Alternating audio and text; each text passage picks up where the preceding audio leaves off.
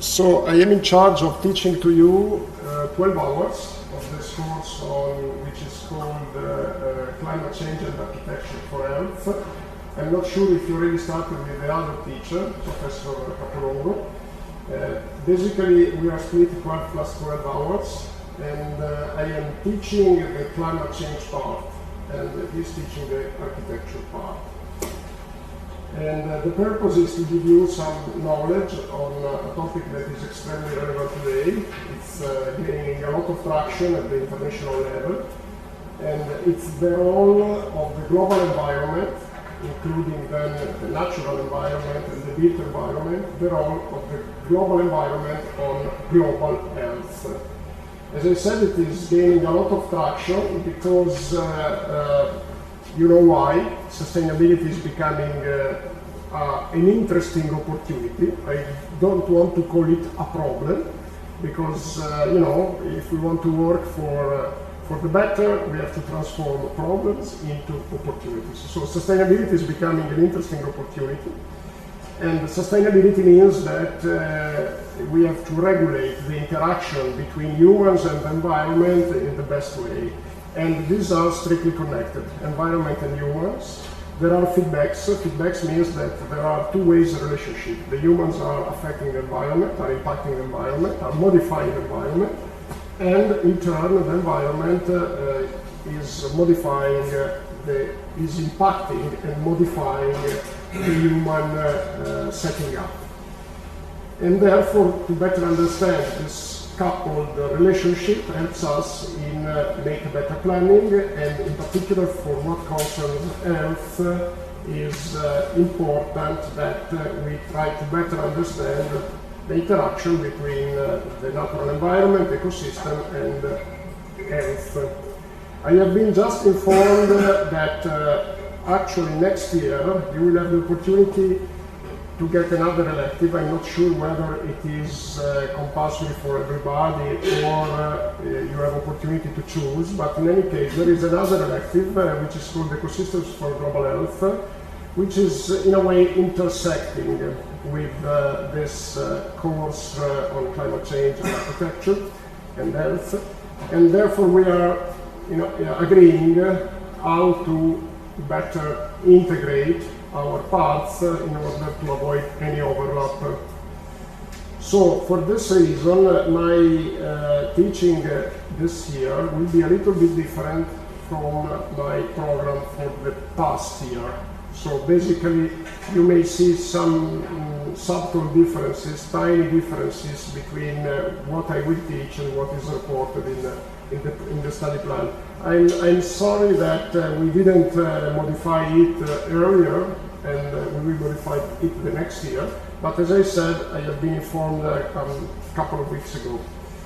You may wonder why I have been informed only a couple of weeks ago. The reason is that I am a university professor, but not here in University San Raffaele. I am teaching at the University of Bologna. I now would like to introduce myself, and then I also would like that you introduce yourself very briefly. I'll tell you later what I'm interested in. So, about myself, I am a professor at the University of Bologna. I am teaching at the engineering school, so it's very different from medicine and any health-related education. And in particular, I am teaching how to manage water resources management, and therefore how to manage water resources in the best way, and how to manage our interaction with the water cycle, with the water system. And therefore I am making research, as you can imagine, on floods and droughts, which again are an important part of the relationship between the natural environment and the health of humans. I am teaching water resources management, and I'm also doing research. You may know that university professors have three missions. One is education, that's why I am here today. The second one is research, and the third one is public engagement and interaction with the stakeholders for the benefit of society. And therefore, I make research because I am obliged to, and also I like it, by the way. And I make research on climate change and implications on the water cycle. I am an hydrologist. hydrologist. Hydrology is the science that studies the water cycle. I explain to you my background so you can better understand what I can deliver to you, what you can take from me. Usually, professors in Italy, but also in Europe in general, who teach at engineering, usually they are also involved in professional works, meaning design projects, practical application. I am not.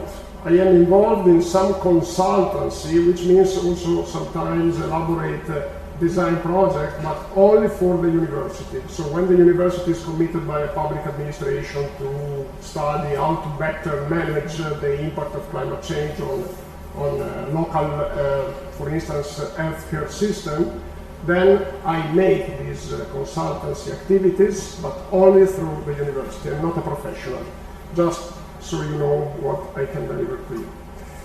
I have very limited expertise in medicine and health-related topics, and therefore I was a little bit surprised when 3 years ago I was invited to take this course by contract, but at the same time I was very, very excited by it, because I thought that it might maybe an interesting opportunity to learn something and to transfer to students in medicine what I think it's a relevant implication for health deriving from the water cycle and climate change. So I was super excited. This is the 3rd year that I teach here.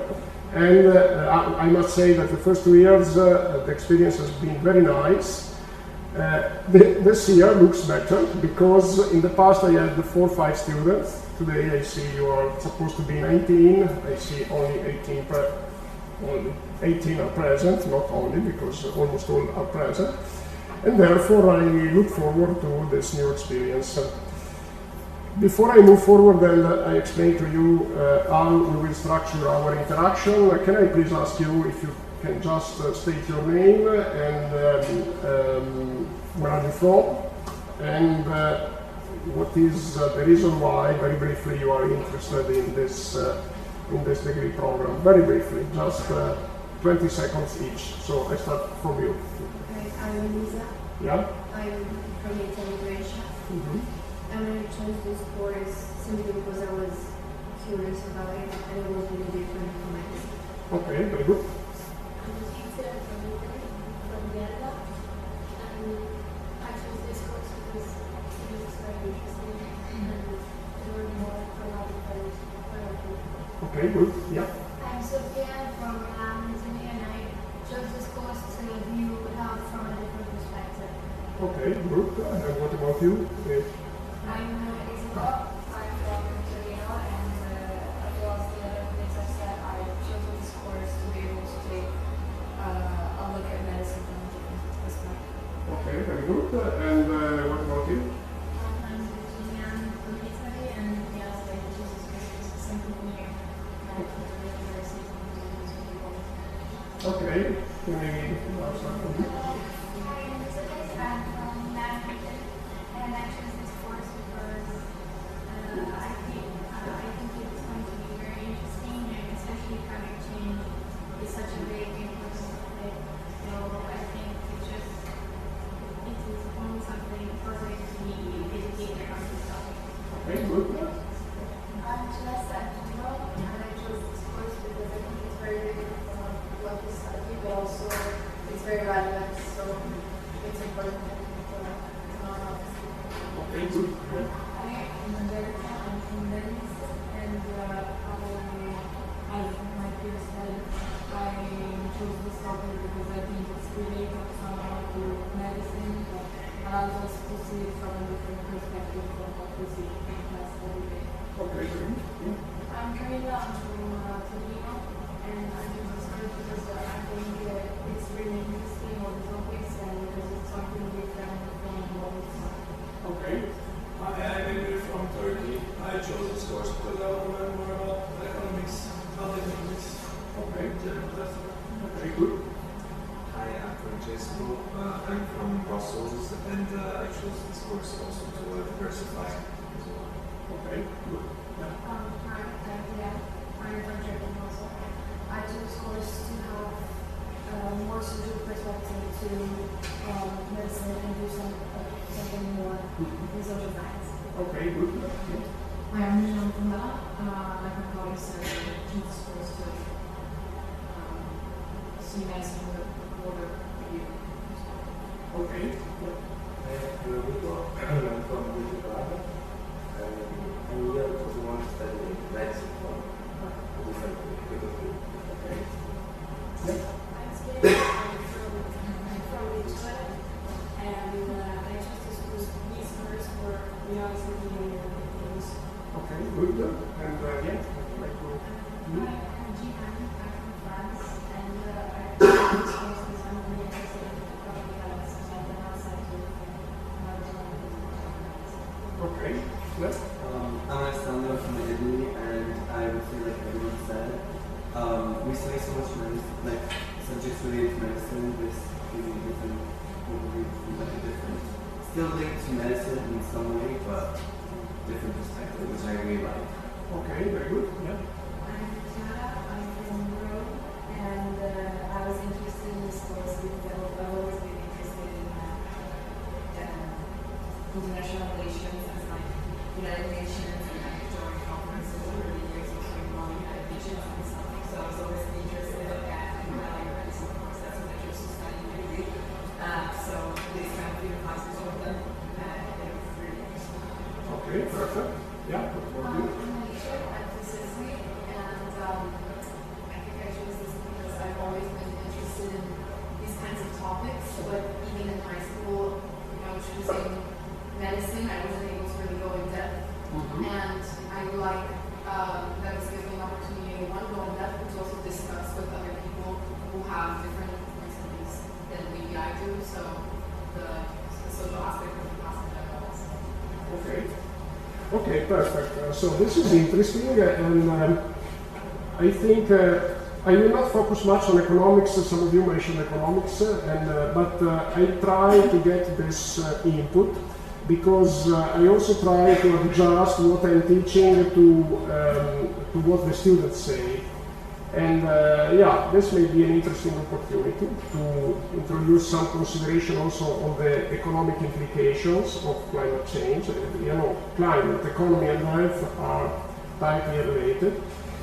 By the way, I have, as you can imagine, a good experience of research on climate change from the perspective of an engineer. You will learn later what this means. Of course, my experience on the health implication is much reduced. It's more reduced, let's say. And so if you have any suggestion, I will start teaching as I feel appropriate. If you have any suggestion, keep in mind, I really like getting feedback from students. I tell you how to contact me, but you can also send an email to my University San Raffaele email, it's no problem. So if you have any comment, any need to contact me for any reason, clarification, or even suggestions, please do contact me, okay? Keep in mind that the attitude of students here is very different from the attitude of students at the Faculty of Engineering, and I was surprised by that. It's a different, so I really hope that you get my will of really getting your feedback. In the past couple of years, the final feedback of students was not so bad, so I am happy of that. But in any case, you know, the final feedback is the final feedback. We have 12 hours to spend together, and therefore, I mean, if you have any suggestion, please don't hesitate to tell me. Okay, let me just do one thing and share the screen, and 1 second. Okay.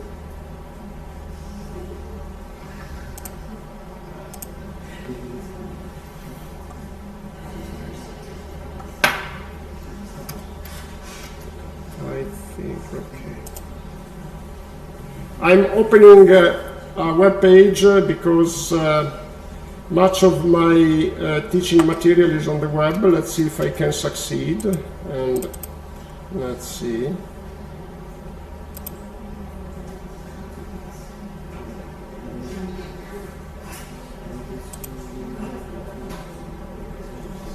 Okay.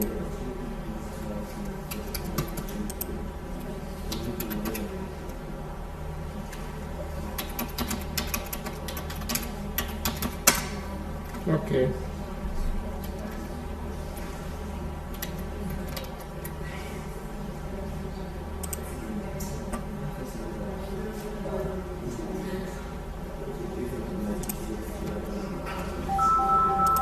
Sorry, I forgot to shut off the phone.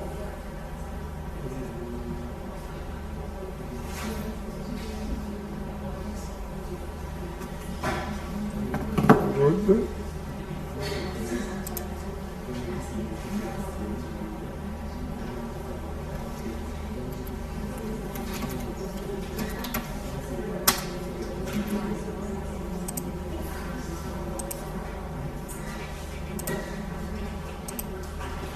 Okay, good. Sorry, because the first lecture I have to get settled down with the apparatus. So this is my website, and in my website, which is very simple, it's www.albertomontanari without any space, albertomontanari.it. In my website, you will find the lecture notes that I will use. By the way, I put them also on the intranet of University San Raffaele. You should be able to see them. If you don't see them, please let me know, because it's a system that is different from mine, and I always wonder whether everything I did was correct. In any case, they are also available on my website. My suggestion for you, it's better if you follow on my website. Here you will find lecture notes for climate change and global health, University San Raffaele. If you click there, there is a lot of things. There are a lot of things that help you to get oriented in our plans and what we will do together. First of all, this is just a brief program, and but what is important is the calendar of the lectures. I'm teaching 3 hours each time, and in 4 dates. 3 hours because I travel from Bologna, and therefore, I tried to, I know that you're used to 2 hours lectures. I asked for 3 hours, and I rely on your patience because I needed to also, I am also teaching in Bologna and Ravenna, so I needed to accommodate my calendar. These are our dates, and these are only the dates for my part. Professor Capolongo will teach in other days. You have the calendar, okay?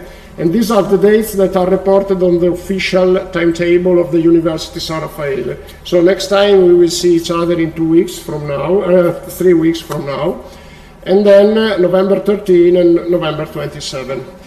During these 3 hours, if you agree, we can start at 3:45 sharp, and then usually what I propose to students is to teach 90 minutes continuously, make a break of 15 minutes, and then the last 45 minutes after a 15 minutes break, which means that the actual teaching would go from 3:45 to 5:15, and then from 5:30 to 6:15. If you prefer to make 2 breaks, that's fine to me. Just let me know, okay? Don't hesitate. It's not a problem. I use this solution because usually the students like it. But if you prefer to make a break after each hour, that's fine to me, okay? So I'll make the break today if you don't tell anything to me at 5:15, from 5:15 to 5:30. Also here you see the links to my lecture notes. My lecture notes are given in the form of web pages, like for instance, if I click over this one, it's a web page, and there is also PowerPoint at the bottom. Almost all of them have a PowerPoint at the bottom. Download the PowerPoint presentation of this lecture. Let me just increase the font size. So why web pages? Because climate change is a topic that is evolving, and there are continuous updates. The scientific literature is publishing hundreds of papers each week, so it is something really evolving. and therefore this is why I decided to use a format that can be continuously updated. So I may update these lectures also during these months. So this is why I prefer to use web pages, and also in the web pages I can use the links because it's necessary to refer to different sources of information. There are no books dedicated to this subject. There are some like dissemination books, and they are directed to the public generally, but for specialists there are no books because, as I said, the topic is evolving, and therefore I use these web pages. To teach, I will use the PowerPoints. My suggestion for you, you don't have to take an exam at the end of this course, so the purpose is to try to get the most that you can get and the better that you can get. So don't use the PowerPoint for teaching, it's fine. But if you want to study, if you want to increase your knowledge, don't use the PowerPoint because it's just a summary. It's better to read these, and you can follow the links if you have any interest in a particular topic. Usually when I mention a topic there is a link. Most of the links are directed to Wikipedia, which I think is very reliable. In general on the web, and in particular on climate change, when you look at sources over the web, look at them critically. Okay, critically means that climate change is a controversial topic, we will see why, and therefore some of the opinions are a bit biased, which is not a problem, provided that you are aware that you have to look at the references in a critical way. When you read a book, usually the book has been reviewed, has been digested, has been printed more than once and may be modified, so there is a kind of check by different perspectives. When you read a web page, of course, some of them are checked, reviewed, others not. So you have to be very, very critical, which doesn't mean that you don't have to trust the information. You just have to trust it in the right way. Same for artificial intelligence. Artificial intelligence is a great opportunity, a really great opportunity. On the other hand, by definition, it's wrong, and I think you experimented already some questions to artificial intelligence to which the artificial intelligence gave a wrong answer. So you have to be very careful. It's an opportunity. I'm using it every day, more than once every day. But when I look at artificial intelligence, I try to look at the sources and I check them. When you look at Wikipedia in English, usually it's fine. So, I mean, I am less attentive when I get information from Wikipedia. Okay, let's go back to the list of the lecture notes. I think I made available all of them on the intranet of the university. However, given that I need to adjust a little bit my focus because I want to avoid any overlap with ecosystem and global health, this list of links may change. So just be aware of that, okay? Usually, I started 2012, I record any lecture I give at the university, and I make them available on YouTube. So today I'm trying to record. I had to struggle a lot with the echo and etc. because it's not easy. When I started, I used a personal camera to record. Now I'm trying to use the PC of the room, but it's not easy for reasons that I don't lose time to explain.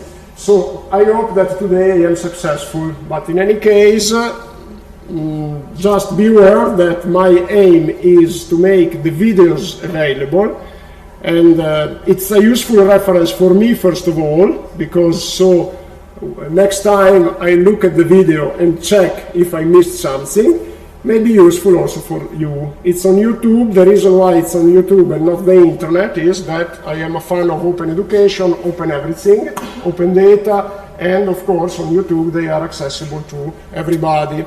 These lectures are all in the public domain. You can cut and paste everything you want because the material is open source and it's free from copyright. Okay, and then there are some useful readings here, and then there is my email that you can find on my website.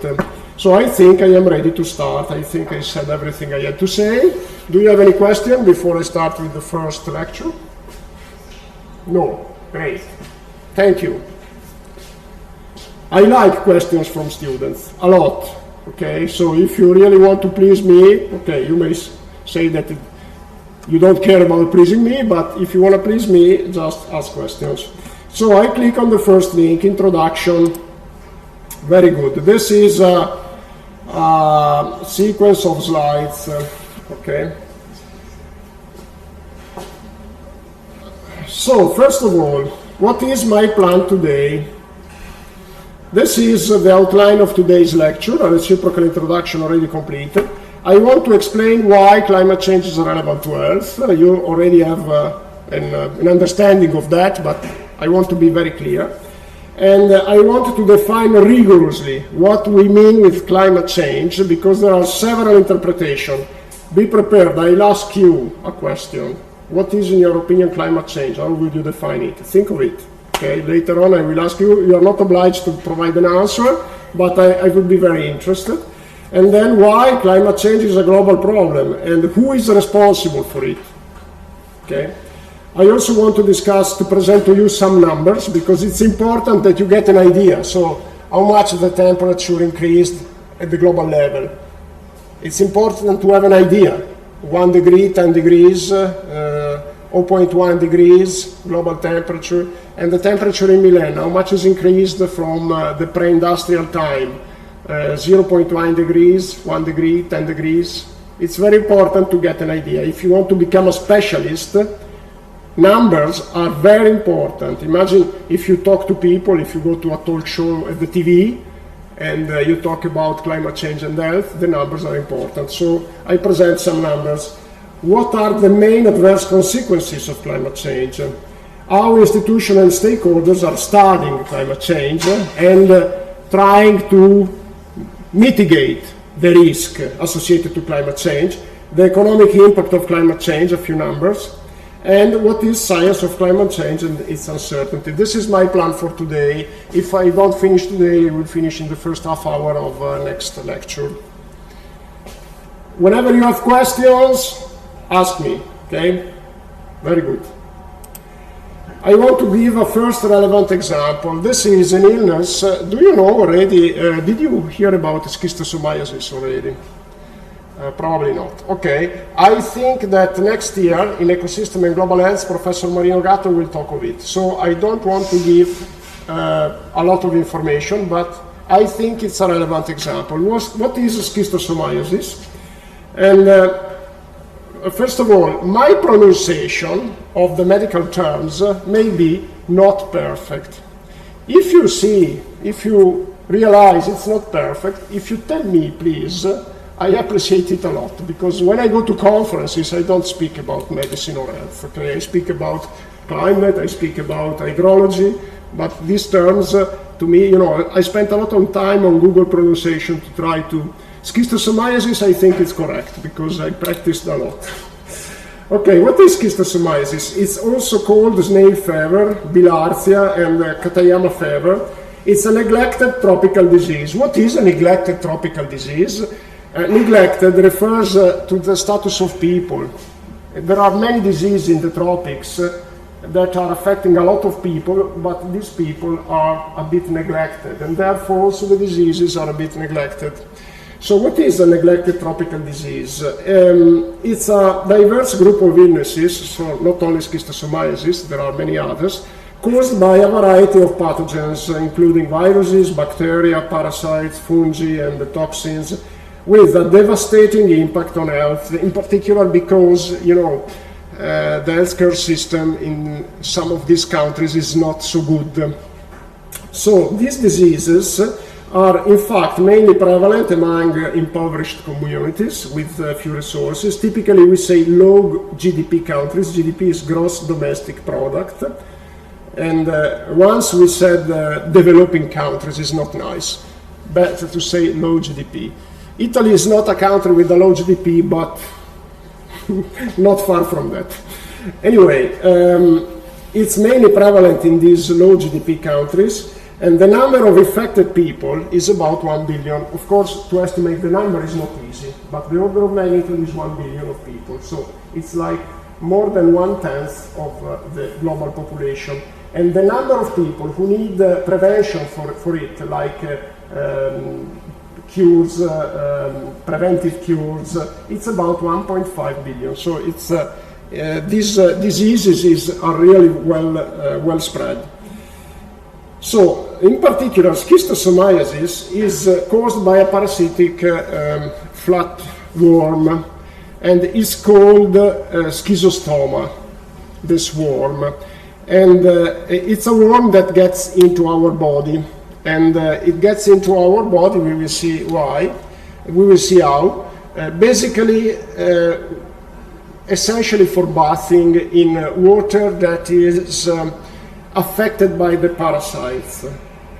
And it is a bit subtle, because you can imagine dirty water, but sometimes these parasites are also able to survive in clean and very good quality water.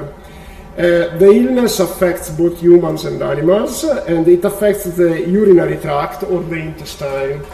And the symptoms include abdominal pain, and you see the picture, diarrhea, bloody stool, or blood in the urine. And the infected individuals may experience a long sequence of consequences. And because it's widely spread, it's really a problem.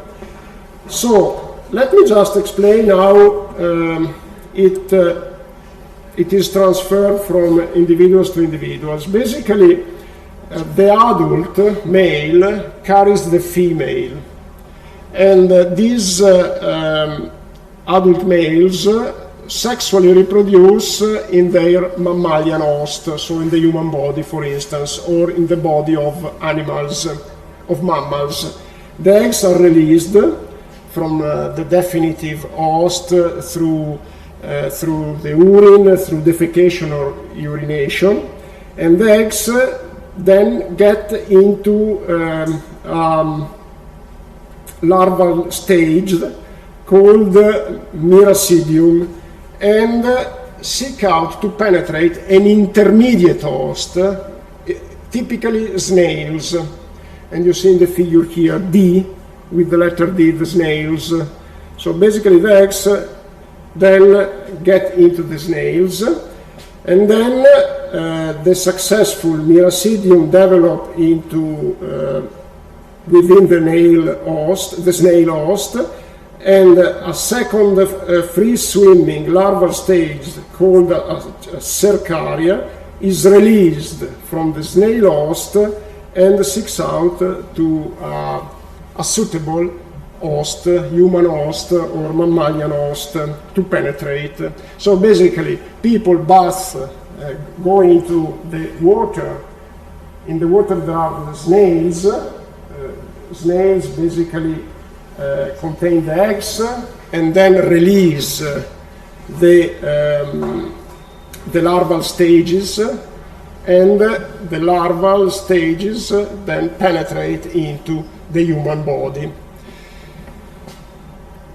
Okay, so let me show you this scientific article reporting that in Corsica in 2014 they detected some occurrences of schistosomiasis in Corsica, and in particular in some German and French tourists. What happened was they realized that the water was affected by the parasites brought by some people who traveled first to Senegal, and then they bathed into the water, and then they went to Corsica, and through defecation or urination, they transmitted the parasites to the waters in Corsica.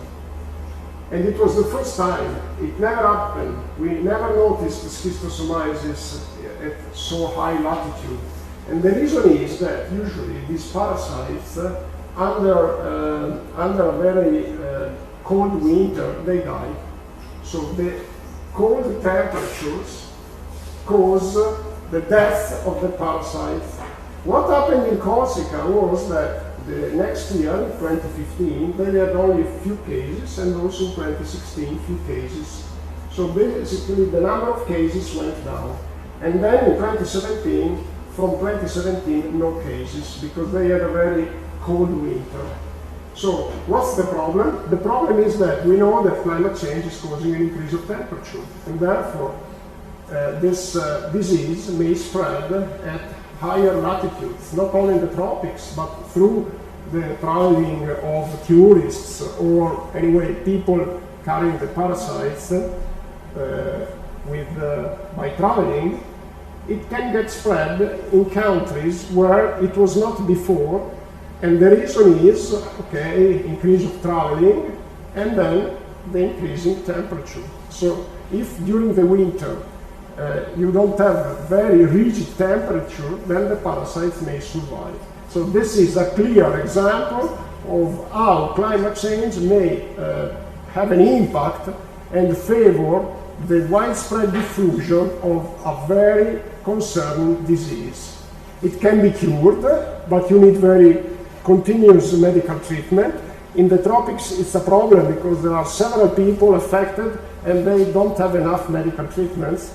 In the Western world, we are less concerned because the medical treatment, we have the possibility of giving medical treatment to the few affected people. But still, it is tough. So with elder people or people that have comorbidity, it may be a huge problem, and it can cause the death of people also in the Western world. So this is a clear example, as I said, of the implications of climate change. I'm not giving any more detail on schistosomiasis. I just want to mention another example, the Lyme disease, which is carried by ticks. Do you know what are ticks? Okay, and if you, these are the ticks. You know, sometimes I often, when I don't understand something by making research, I look for images over the web. This is a tick. Okay. And they are becoming more and more diffused after climate change. In Italy, and in particular in the north of Italy, they were not there before. They are brought by animals because there has been a proliferation of wild animals in recent decades. But then they survive during the winter because the winter is not as rigid as before. And these ticks carry a lot of diseases. Encephalitis is the most concerning. Only few of them bring encephalitis, but in the Veneto region in Italy, for instance, there are cases reported every year of encephalitis that is carried by the ticks. And the most common disease carried by ticks is the Lyme disease. We will talk about it. So these are examples that explain why we are concerned. Okay? So in which way, in general, beyond this example, in which way climate may impact health? Here there is a partial list. Okay, first of all, when you talk about the climate, learn to make a difference between average conditions and extreme conditions.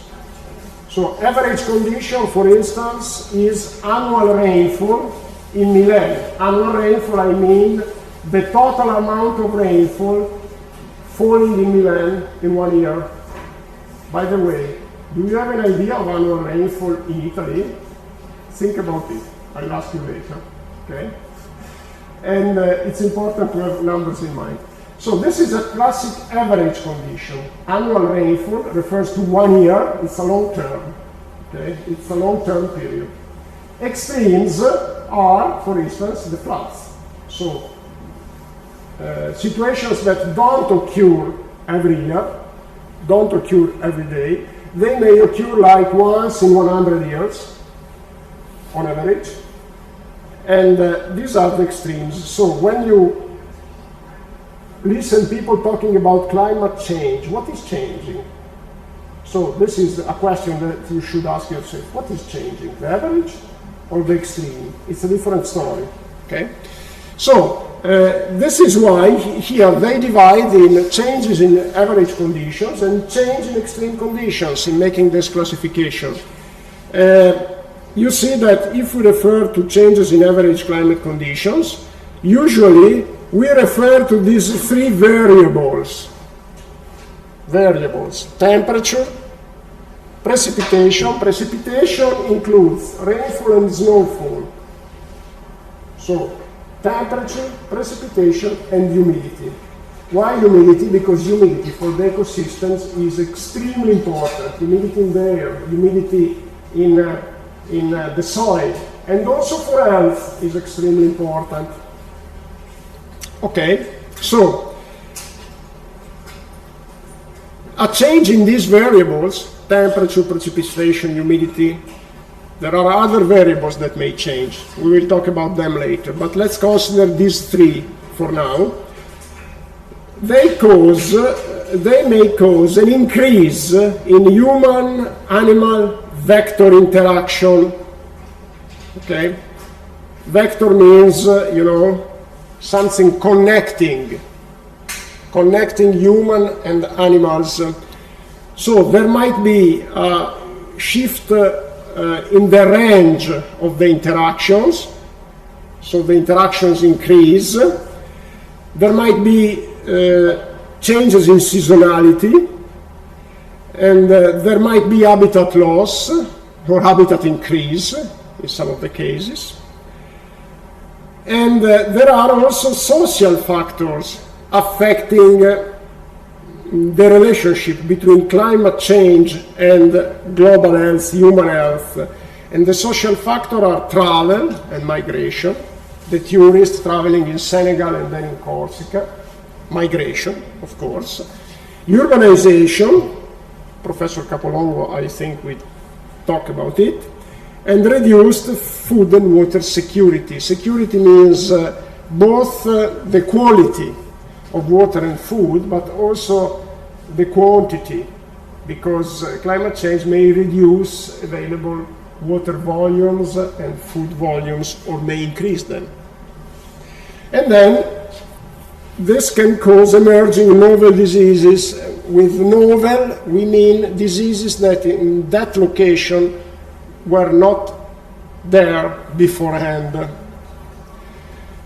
Okay, let's look at the extremes. And here, these are the most typical extremes that we consider: wildfires, hurricanes, floods, droughts, extreme heat.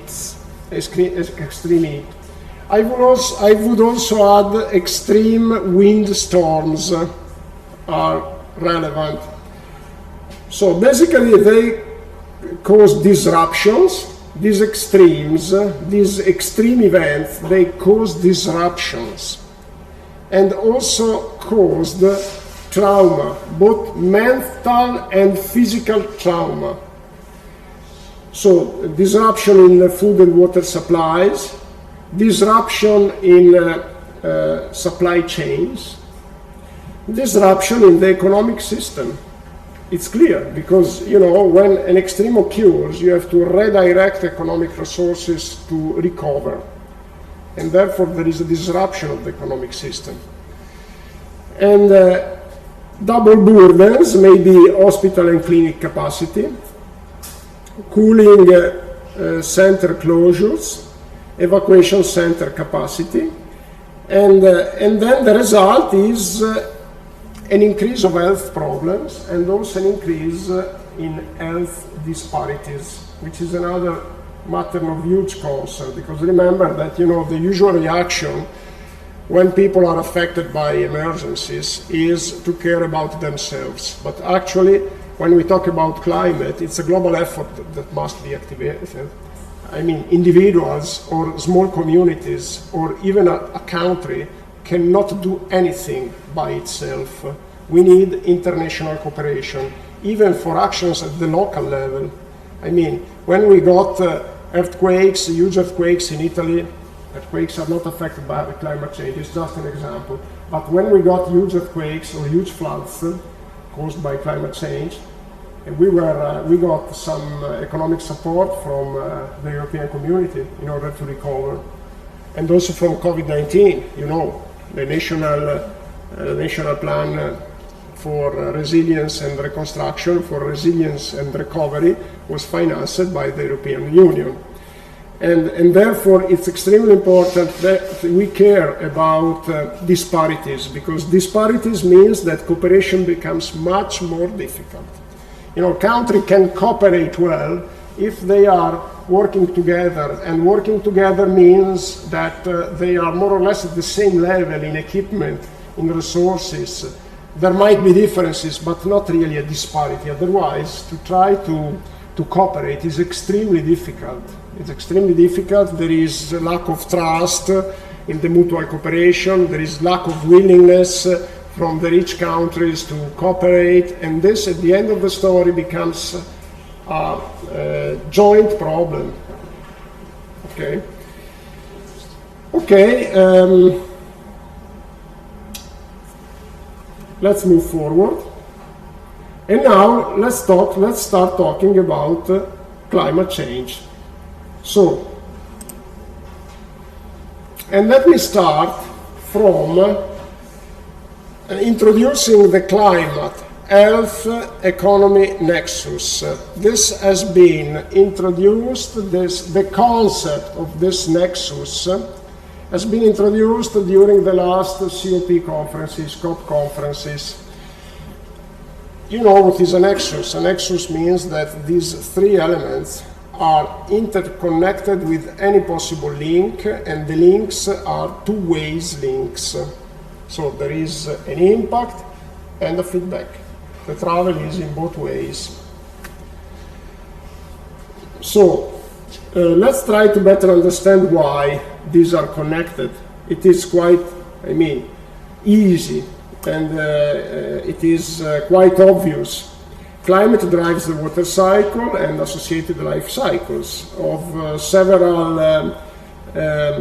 several classes of living species. Monera, Protista, Fungi, Plantae, and Animalia, they are classes of living species.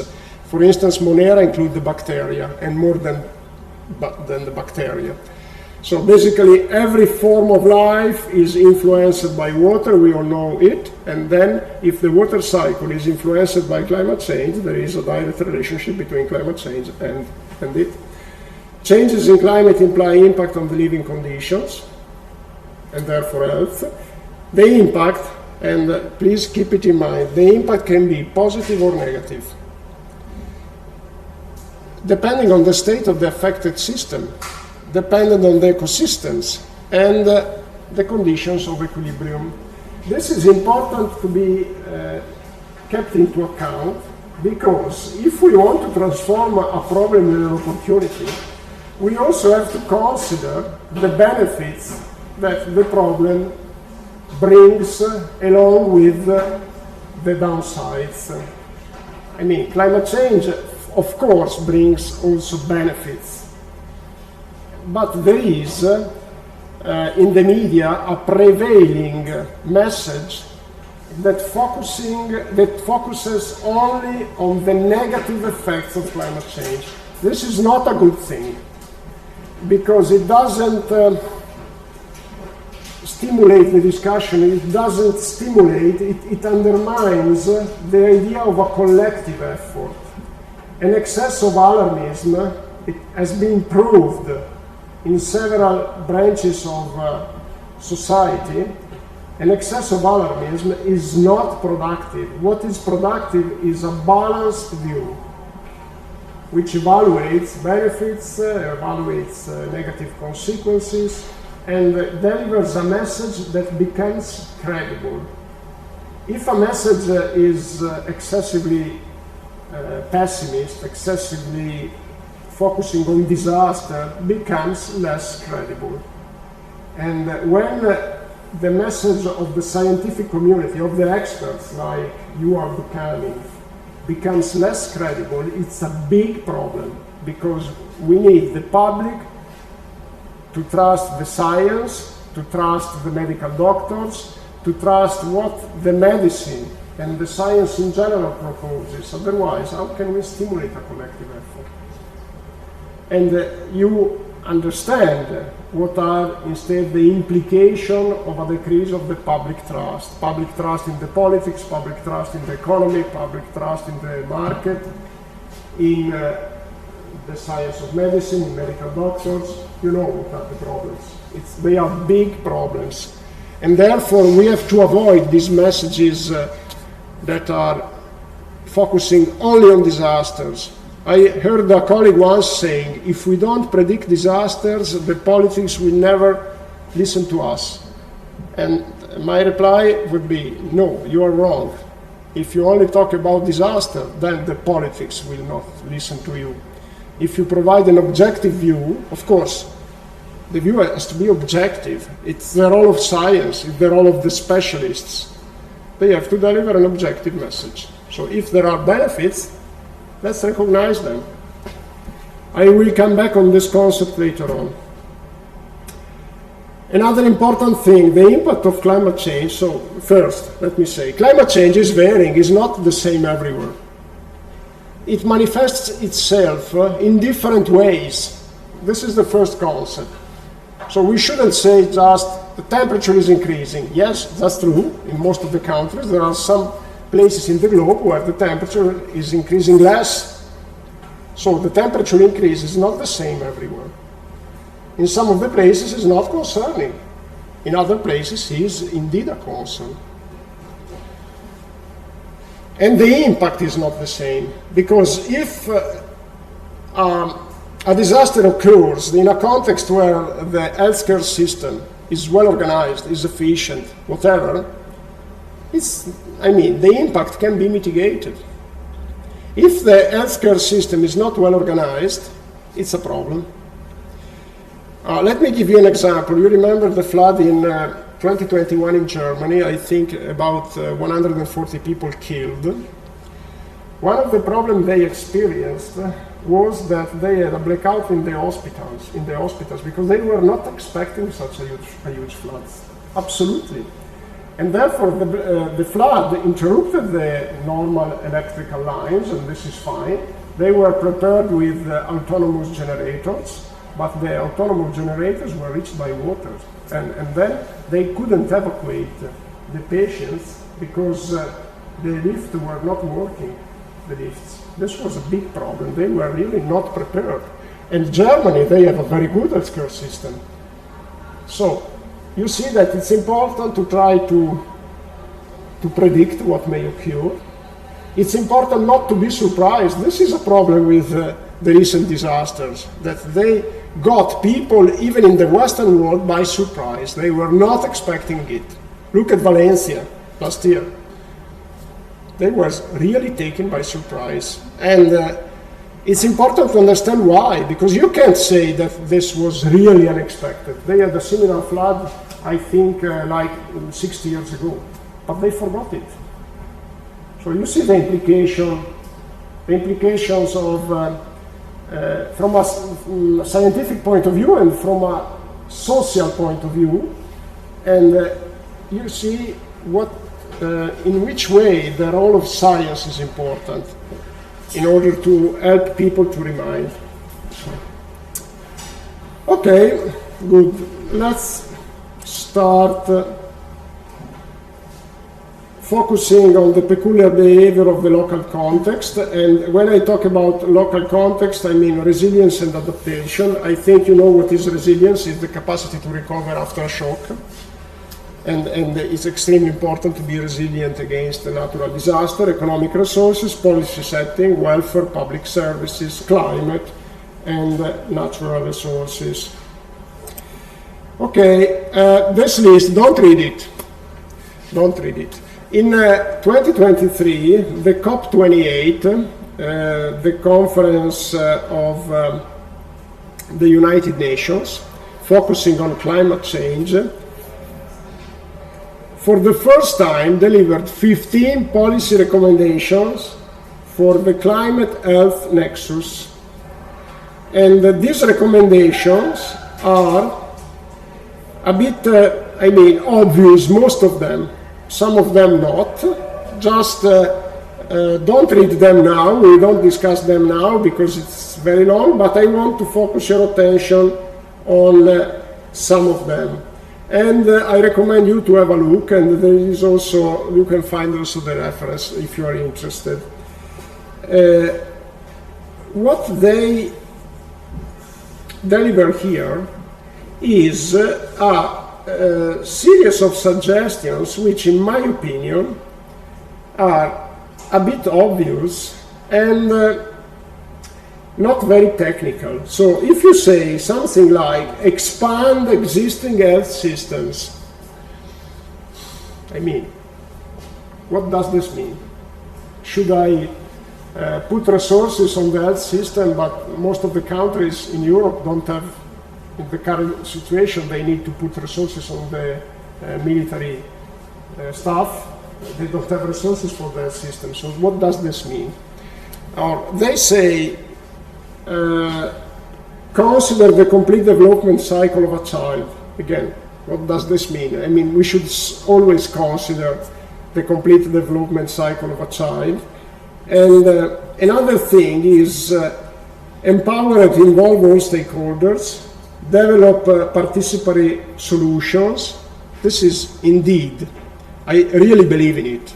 I think that I believe in democracy, I believe in democratic consultations, I believe in listening to everybody, but we all know that when we are in an emergency, there is no time to consult everybody, and also to consult everybody means that the discussion becomes more complicated, extremely complicated. In my experience, when we had to deal with local emergencies, local problems, the larger the group of people participating to the discussion, and the slower was the action, because it's really not easy, and therefore it's true that we have to consult everybody, to listen to everybody, but on the other hand, you can see a kind of trend in these international conferences in forgetting that the complexity of the problem sometimes needs that there are emergency policies set up where people should decide. There must be some figures that take the responsibility to decide. And this happens normally when there are geopolitical tensions, And the politicians, there are some of them that are in charge of taking the decision, and then they bring the responsibility for it. And the same thing here. I mean, I think that in these conferences, some of the outcome, in most of the cases, turns out to be not applicable, not really useful. And this is a problem. So when we discuss of global challenges, there is this kind of trend of getting lost in the discussions, and the results are documents that are, of course, the principles are very nice, very fine. I very much agree with them.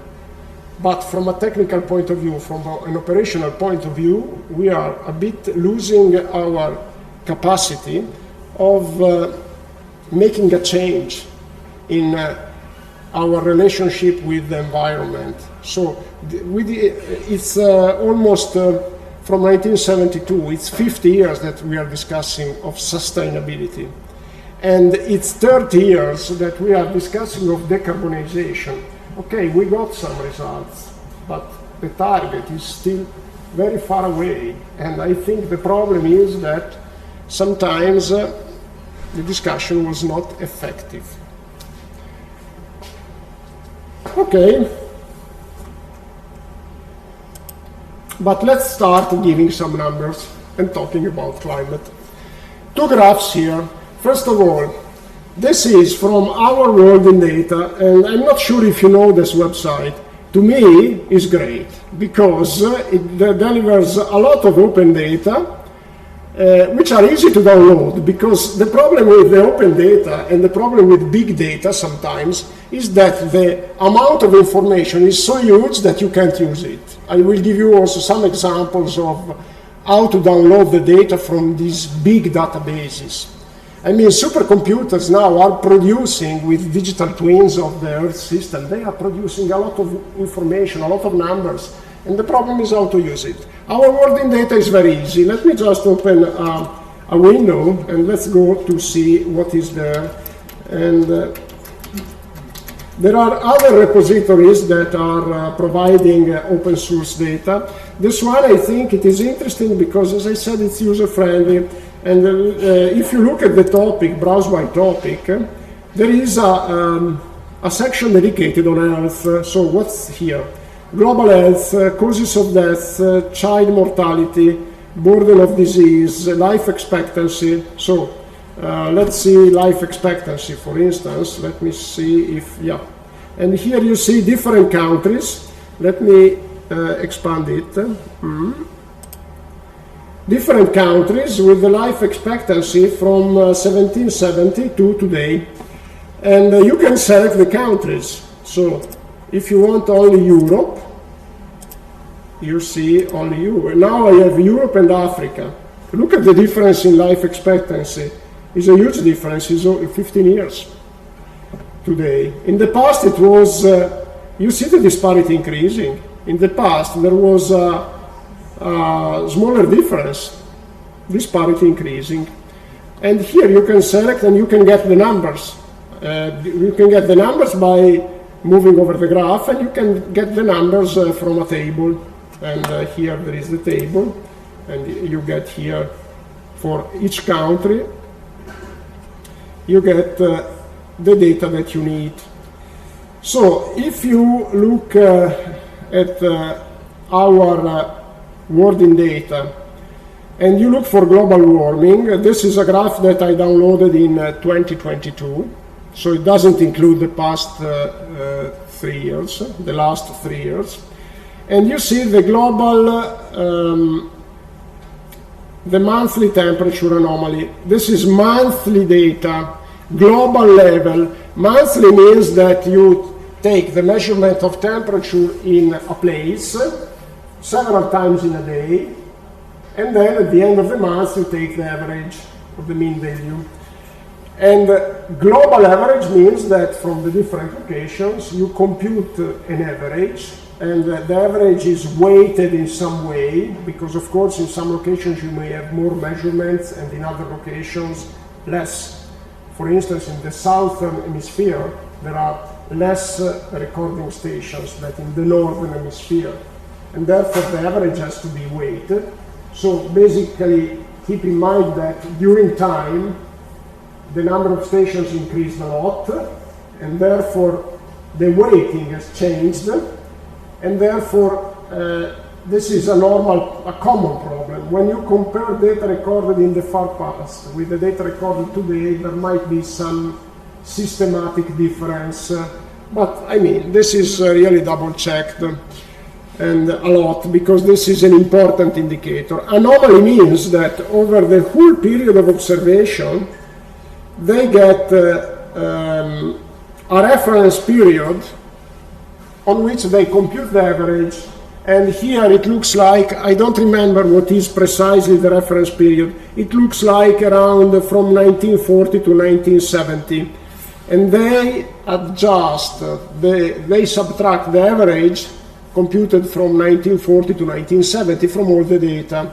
So this is not absolute temperature, it's temperature difference from with respect to the average, global average in the reference period. Is this clear? Okay. And so you see the amount of change. So let's look at the start. The start is conventionally, we call it instrumental period, the period starting from the availability of instruments to measure climate. And conventionally we take 1850 at the start day of the instrumental period. If you want to go far in the past, before 1850, you don't have measurements, or you have only a few of them that don't allow to compute a global average. and therefore we have to reconstruct the data if we are interested in that. Okay, so 1850, here I think the start is, yeah, I think is 1850 indeed, and it's about minus 0.1, you see, and now we are at minus 0.2, let's say. Now we are at plus 1, a little bit less than plus 1. So what is the difference? What is the increase in global temperature? Is around 1.3 degrees Celsius. Keep this number in mind, because sometimes I listen people say, the temperature is increased like 10 degrees. It's absolutely impossible. It cannot be increased of 10 degrees, even in a single spot. In the cities, in some of the cities, for the heat island effect, do you know what is the heat island effect? If you drive a motorbike and you get from the countryside into a city, you feel like it's warmer because of the radiation from the building and etc., and the decrease of green areas, etc. So in some big cities, like Tokyo, for instance, there is an heat island effect that is quite significant. It's like 3 degrees more with respect to the countryside. So in the cities, maybe that you have got some plus 3, plus 4, but not plus 10. At the global level, we are around, as I said, plus 1.3. In the mountains, in general, for some unknown reasons, probably related to the presence of the snow and ice, the temperature is increased more. And so in the Alps, it is estimated in plus 2, the increase of temperature. And also in the poles, it is increased more than 1.2. In the northern hemisphere is increased more than the southern hemisphere for unknown reasons. Probably because in the northern hemisphere there is more land, but it is not clear why the land has amplified the greenhouse effect. One thing, you see that I'm starting saying something is not clear. Remember, climate science is not a perfect science, meaning that climate models or our understanding of climate processes doesn't allow a fully deterministic reproduction of the climate system. There are several unknowns, several things that we cannot explain. Okay? For instance, the occurrence of El Niño is something that is unpredictable. There are some studies that move the tiny steps forward, but in general, it's unpredictable. Okay, so look at temperature, and look on the right, global freshwater use over the long run, from 1900 to today, more or less.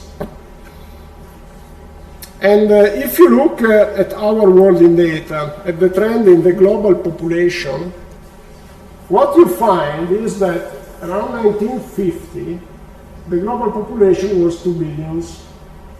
When I was a child, my father used to tell me we are 3 billion over the Earth. Now we are close to 9 billion. It's clear that something is changing, and you have to expect that something changes. I mean, if the global population becomes 4 times larger, of course you expect that we use more fresh water. We also use more fresh water, so we withdraw from the environment more fresh water because our water needs are increased a lot. And we see it in the water supply systems. The amount of water that is taken from the environment by water supply system is increased. Recently, it's decreased a little bit because we are trying to save water. And in some places, like Italy, the population is not increased much recently. But if we look at the trend from 1950, it's impressive. And look here. So it's clear that there is an increase in population, there is an increase in use of water, and there is an increase in temperature. So the question is, are they related? Difficult to say no. Difficult to say no. And this is a big question. Who is responsible for climate change? If there is a responsible. Okay. So we started to give some number. Now, what is climate change? Interesting. So did you think about your take?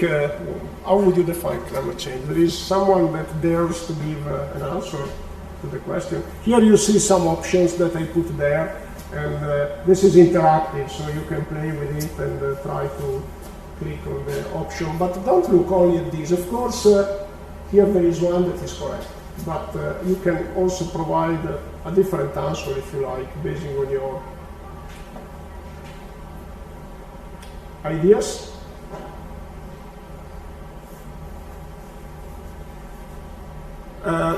Usually, when I ask this question, I was told by a famous climatologist.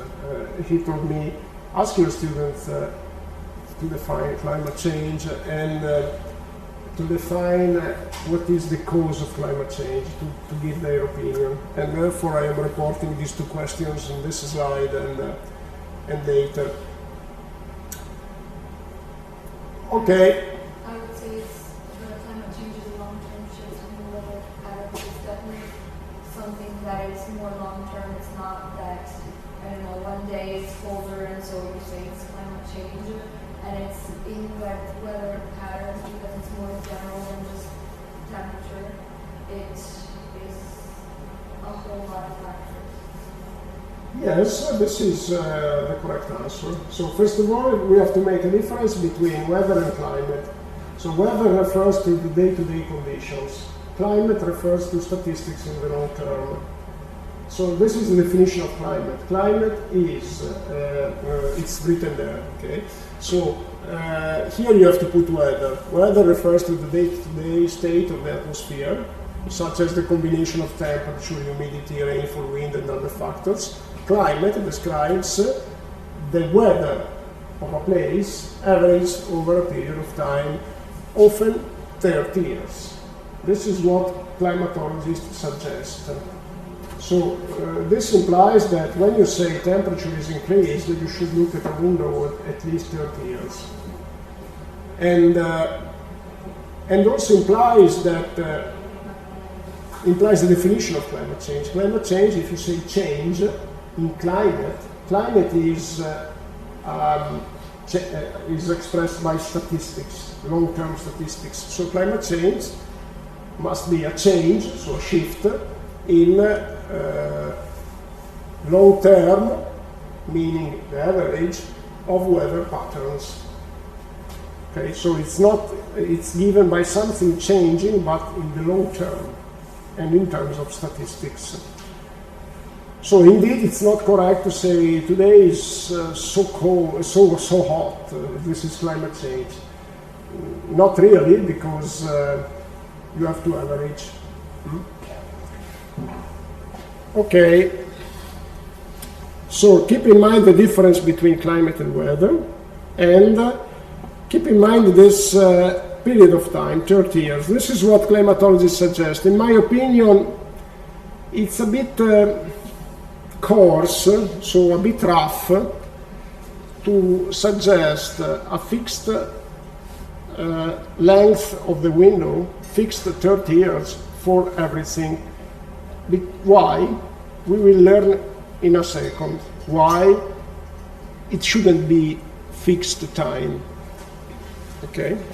And one other thing, when I say variables are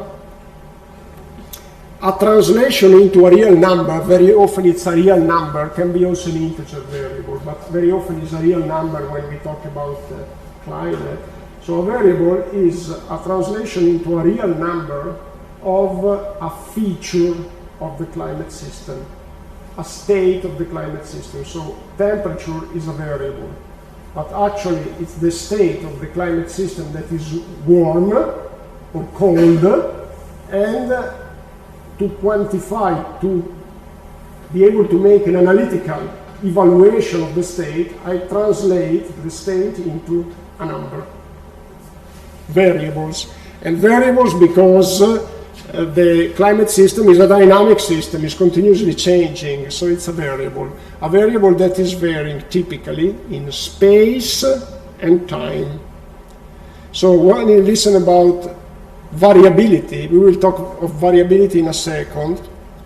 Variability can be spatial variability or time variability. So if I look at the temperature in Milan along the course of time, I'm looking at the time variability. If I fix the time like a picture and I see the variability from Milan to Turin to Florence, this is spatial variability. Okay, let's move forward. So change and variability. Okay, this is a graph that shows the progress of temperature in northern and tropical America from 1850. And this is taken from a site like Our World in Data. And you see that there is an increase of temperature, as you would expect, but in a very different, with a very different pattern.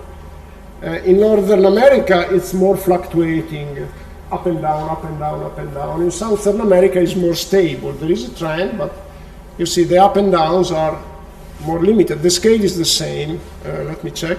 Should be the same. Yes, it's the same. It's not easy to detect change in the blue line. In the red line, it's very easy. It's clear that there is a change, there is a trend, there is a shift. With the blue line, it's complicated. It's more complicated. So variability quantifies how spread out or closely clustered a data set is. Change is a long-term shift in patterns. We can say with these two series that are both changing, but indeed variability complicates a little bit the situation. And sometimes even scientists, they make a bit of confusion because, of course, variability can be confused, can be erroneously taken as a signal of change, because variability means that you may have cycles, you know, up and downs. And if you refer only to a part of the cycle, you may say, something is changing. But then after a while it goes down. Okay. And understanding the difference between variability and change is important. Why? Because the solutions to mitigate the risk associated to variability and change are different. One thing is if I have to protect myself for something that will ever increase. Another thing is if I have to protect myself against something that goes up and down. It's a different story. Okay? I can tell you an example which I think is meaningful.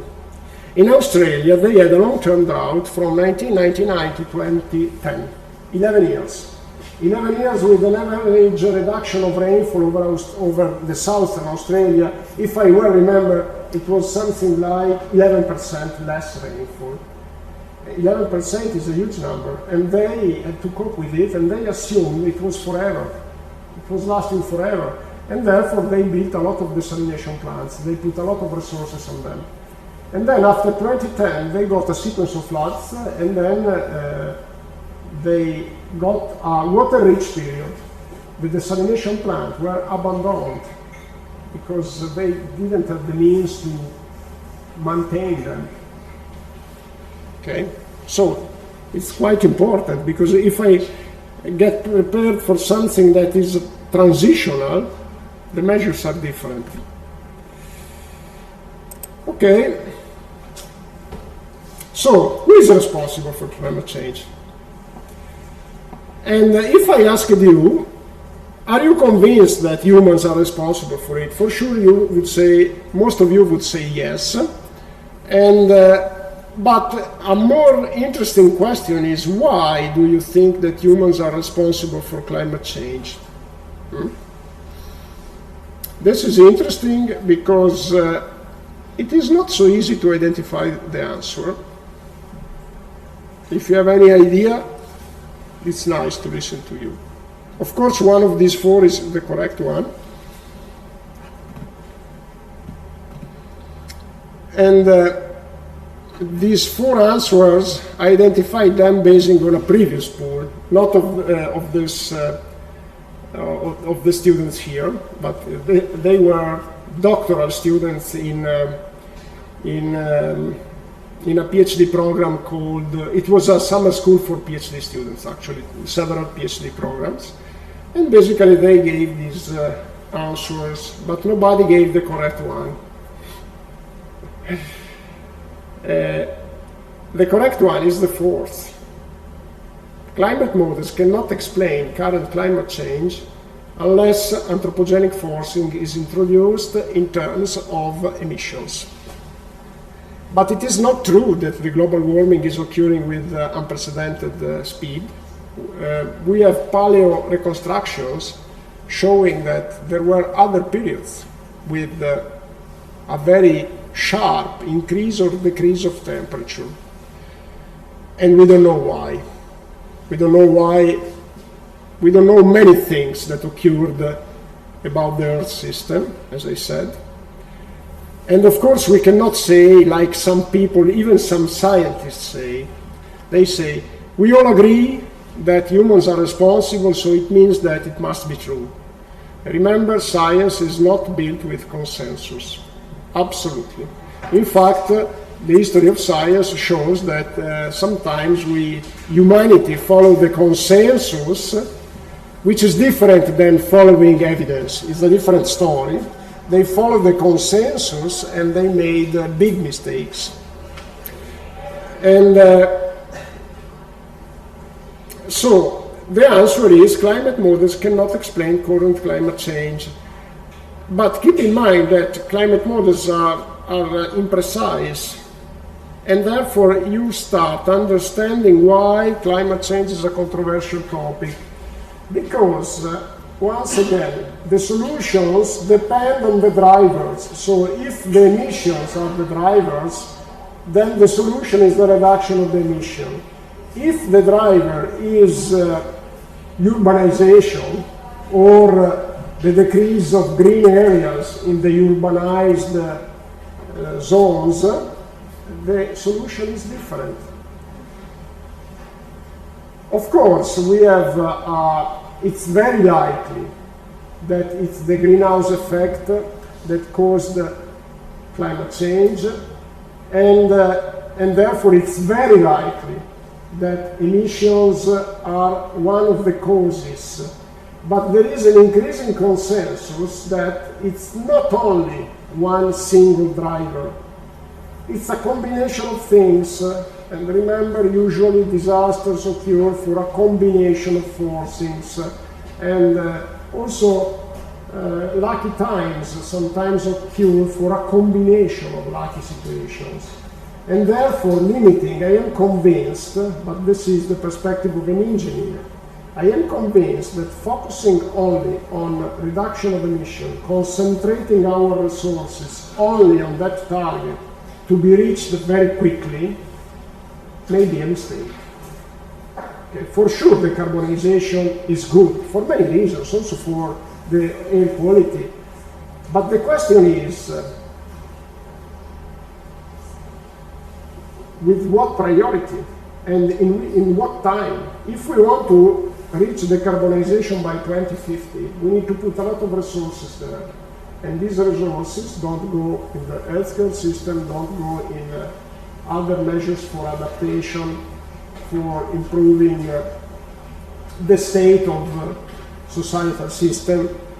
And therefore, it's important to understand what is the contribution of emissions, and also carbon is not the only one greenhouse gas. There are other greenhouse gases that are important, methane and nitrates. You understand why it is controversial.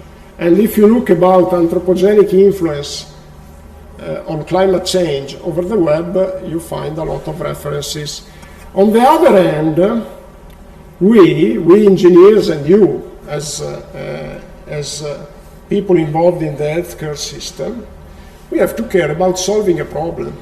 So It is important to know the causes for identifying the best solution, but on the other hand, we currently have a problem. What I tell my students is, look, currently we have a problem. We are flooded too frequently, so we have to find a solution anyway. And so we are in a lucky situation. Okay. More numbers. We already discussed about global temperature increase. Before I move forward, let me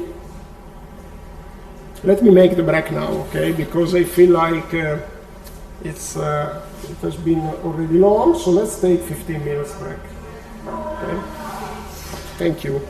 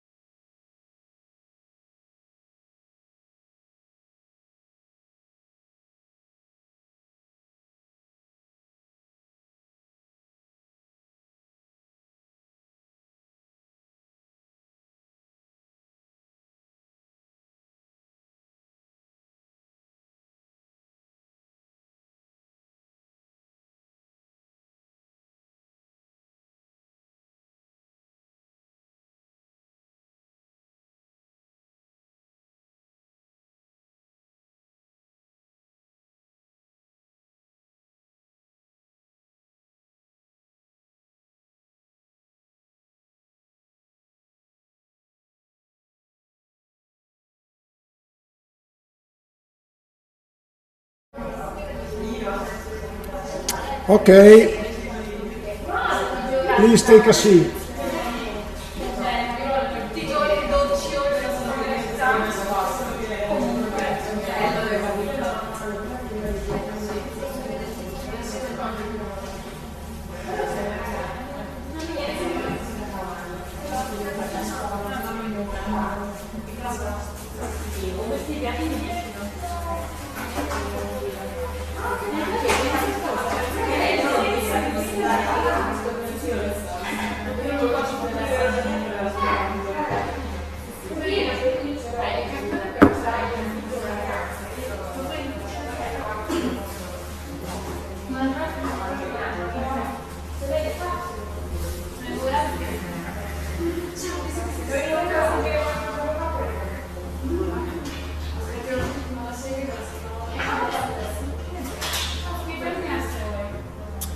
Okay, so some numbers. We already discussed about the global temperature and the fact that it's increased more in the northern hemisphere. Sea level rise is another important manifestation of climate change. From 1880 to today, the global mean sea level is increased about 21 centimeters. Actually,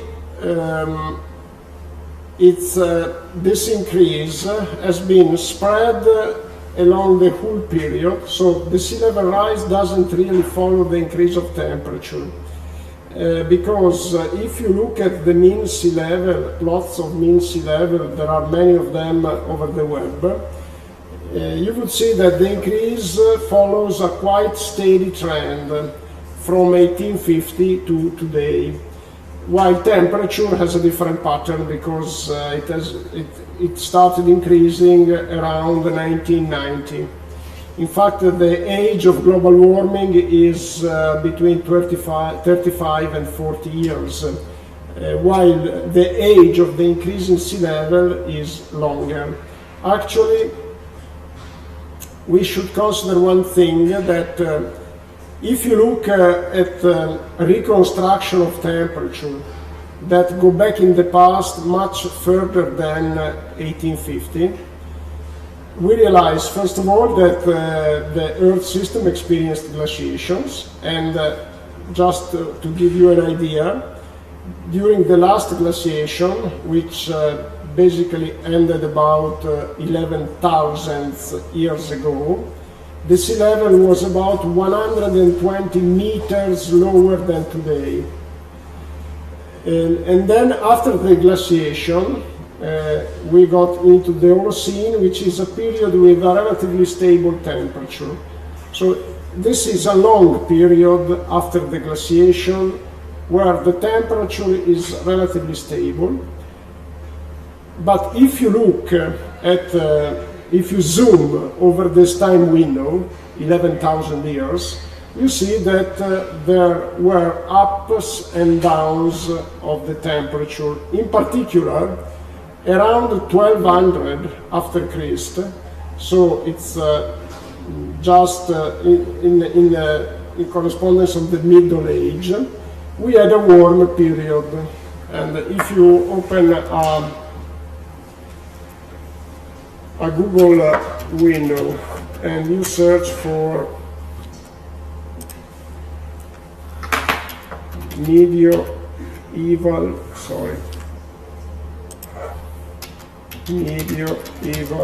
warm period, you see, for instance, in this Wikipedia page, they provide this figure, which I think is much interesting. This figure is a reconstruction of the temperature from the year zero. And you see that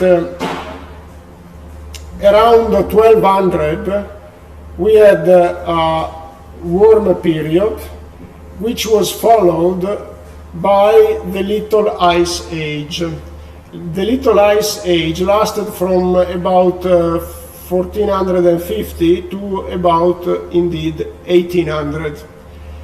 It was a period of lower temperature For instance, there are paintings reproducing people skating on the Venice Lagoon.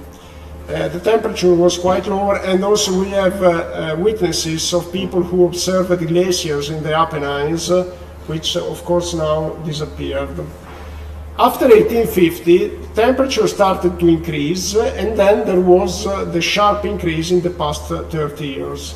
But of course, if you look at this graph, you understand why the sea level rise started already well before than the recent global warming period.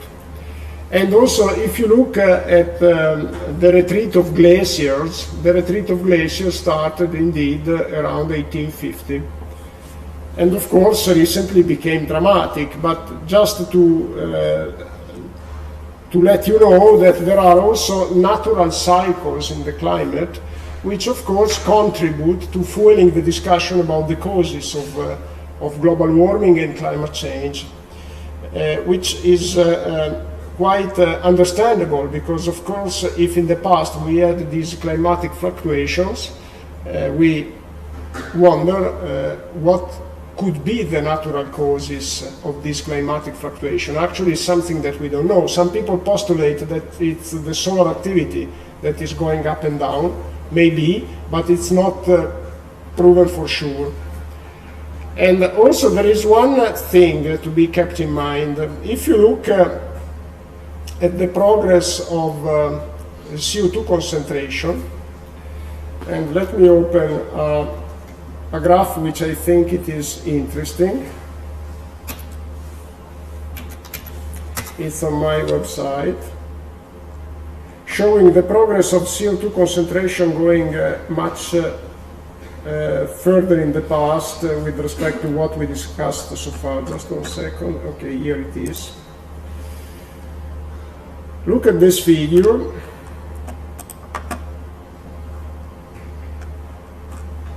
Okay, this starts from 1 second. Okay.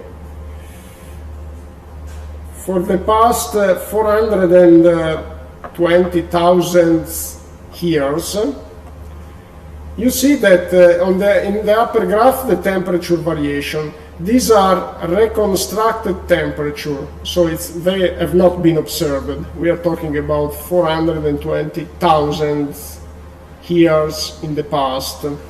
Reconstructed how? With proxy data, we will see how it's possible to use, for instance, ice cores taken in the Arctic, or sedimentology, studying sedimentology, or by analyzing isotope concentration, it's possible to reconstruct the past temperature, and more than that, also the past fraction of solid precipitation, the snow, the past CO2 concentration, because of course the CO2 is trapped into the ice, so if you take an ice current going much deeper in the ice, you can get this information.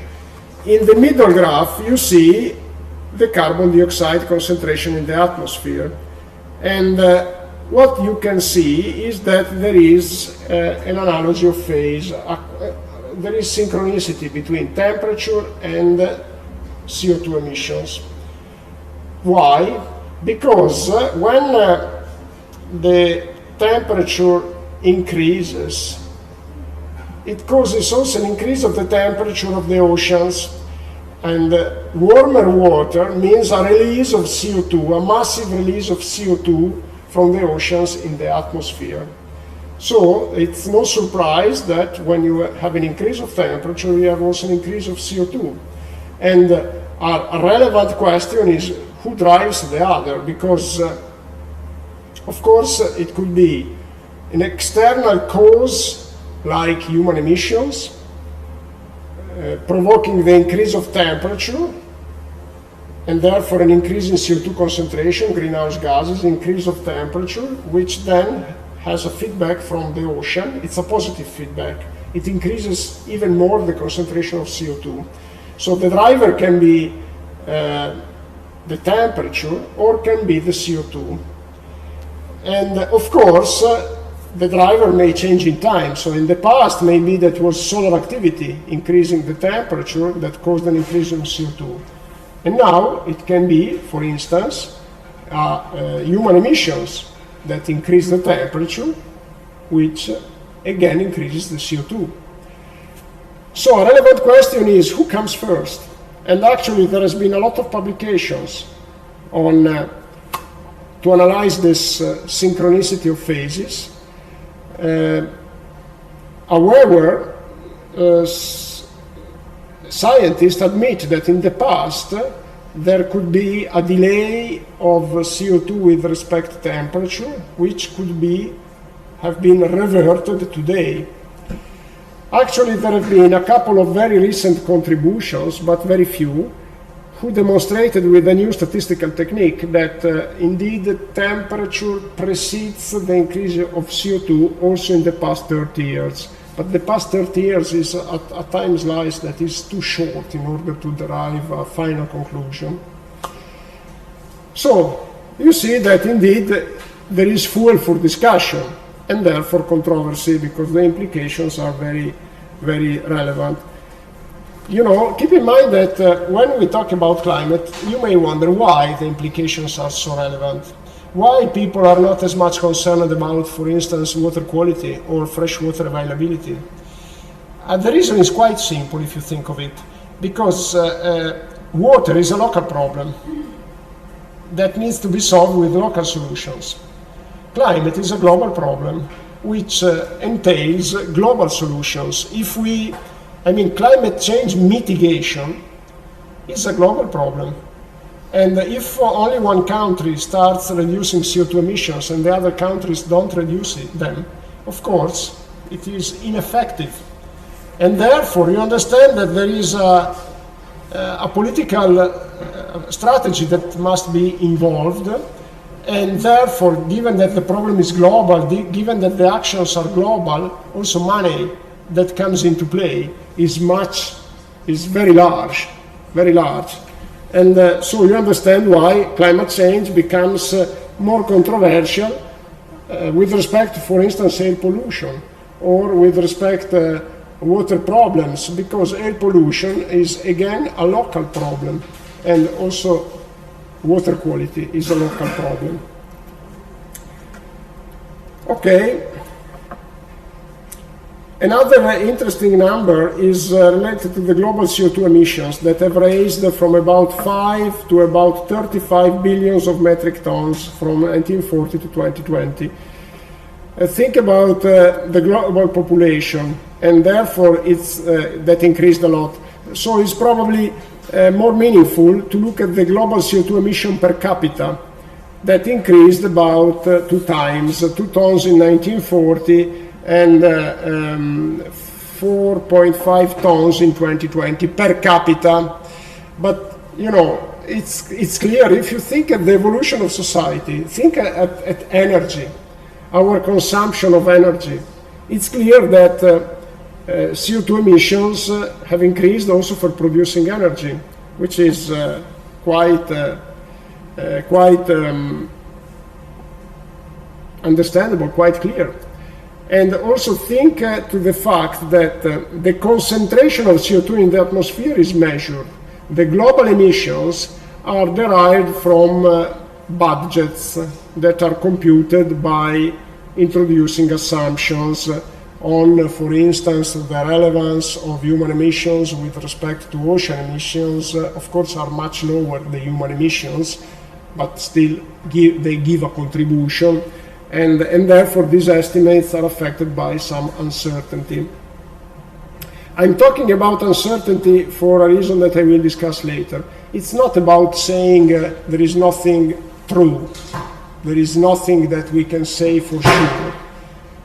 It's about saying that we have to account for it, because when you plan, as an engineer I'm very used to it. When I plan, I get a kind of design variable. I need to know uncertainty, because I need to estimate the risk. Same thing for healthcare, I think. You have to know the numbers, but also their uncertainty. CO2 concentration in the atmosphere increased 25% from 1980 to 2020.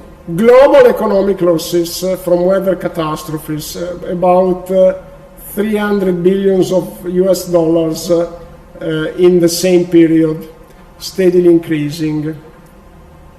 And 2024 was the hottest year on record. These slides were prepared 2 years ago.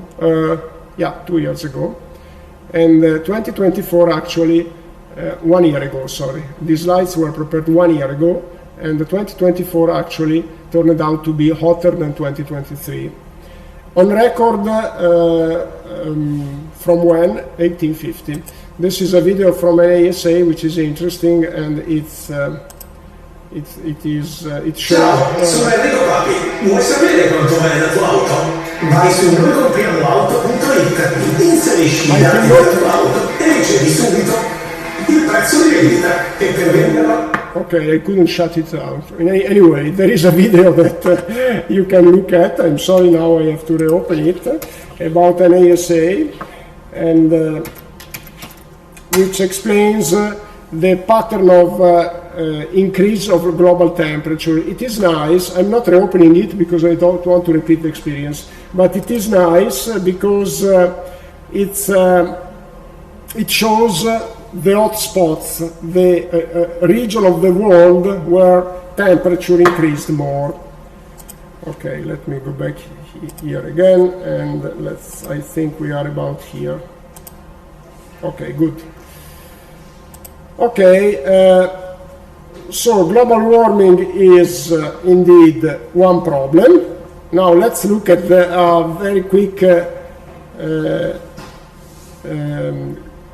I would like to very quickly go through the negative impacts of climate change. Global warming is a problem. Keep in mind that the pace is fluctuating. Now let's move forward.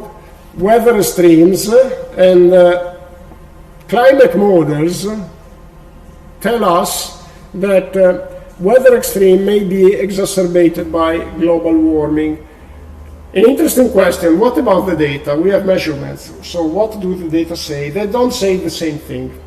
So when you mention climate change, or you get information about climate change, it's important that you clarify what is the source, if it is a model or observations. So observations say, in terms of rainfall, for instance, that is indeed increased in intensity. The extremes have increased in intensity, but only for short-term rainfall, only for the rainfall that lasts from a few minutes to daily scale. So if you measure the rainfall along 1 day in Milan, or the rainfall, the max rainfall that you record in Milan in a given year with a duration of 1 hour, there are increases, sorry. And if you look at the long-term rainfall, like weekly rainfall, it is not increased much. What is the physical explanation? The physical explanation is that probably the warmer atmosphere can retain more water, and therefore when there is hot weather, like it happens recently during summer, very hot summer, a lot of humidity in the atmosphere, and then you get the disaster. You get a rainfall that is quite short. It lasts from maybe 1 hour, 2 hours, 6 hours, or 10 minutes, and then you get the flood.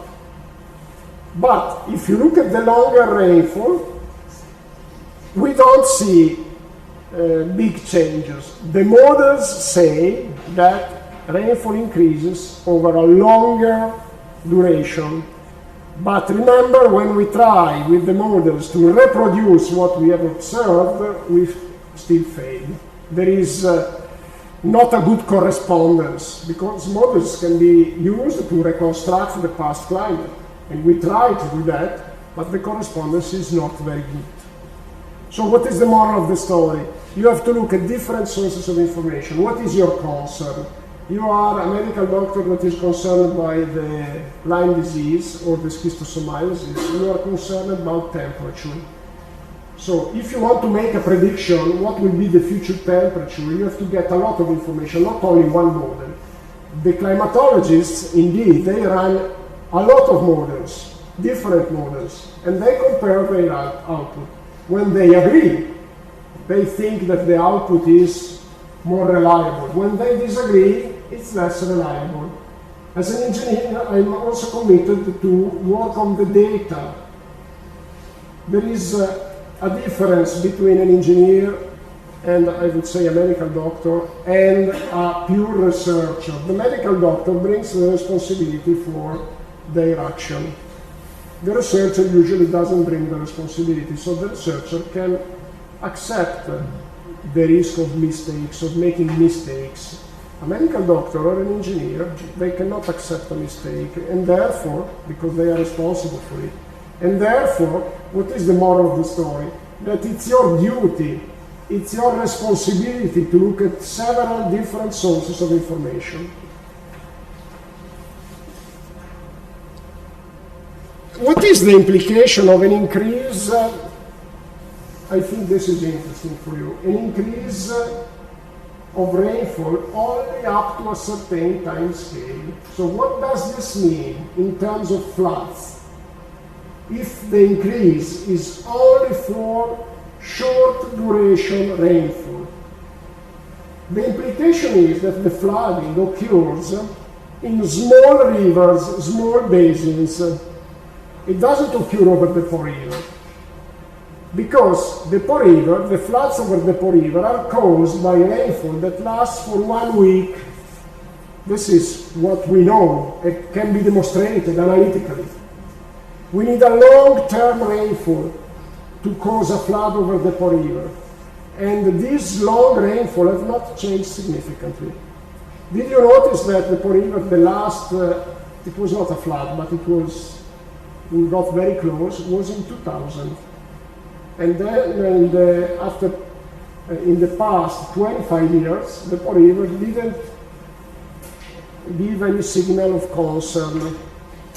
Look at the recent floods in Italy, small basins or urban areas. In Bologna we got a flood in the last fall season. It was a urban flood. And in Romagna in 2023 it was a small creek, not a small creek, it was the Lamone River. It's not a big river. In Germany, it was a small river. So this is the implication. So for an hydrologist, it's quite clear.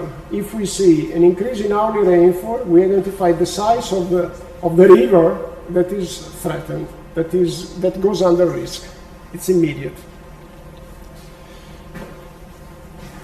And what about, let me see, droughts are later or now? No, later, okay. No, it's also here. What about droughts? It's not really clear. Also climate models, they don't give a clear answer on the increase or decrease of drought risk. And the data don't really highlight that there is a higher risk of droughts now with respect to the past. We have a long rainfall series in Bologna observed. They started in 1813, daily rainfall. And if you look at that rainfall, there are several papers, you don't see an increase in drought frequency.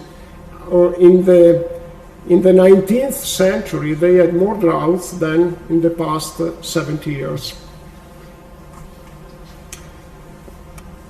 You know, you may be a bit surprised, but when we talk about extremes, there is more uncertainty than when we talk about average conditions. This is clear.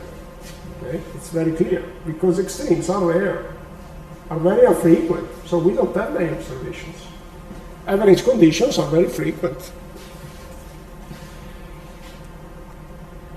But still, I mean, if I had to reply to the question, have flood increased, I would say yes, and then if I am allowed to give more details, I would say in small catchments, in small basins, in small rivers. And if I am asked the question, have droughts increased in Italy, I would say, actually, we don't have clear signals of that. Okay. Again, when we talk about flood and droughts, keep in mind that we are talking about a relevant risk for modern society. I will show you some numbers in terms of damages caused by floods recently. It's a relevant risk, and therefore we have to find solutions. Now, an important thing, when we talk about mitigation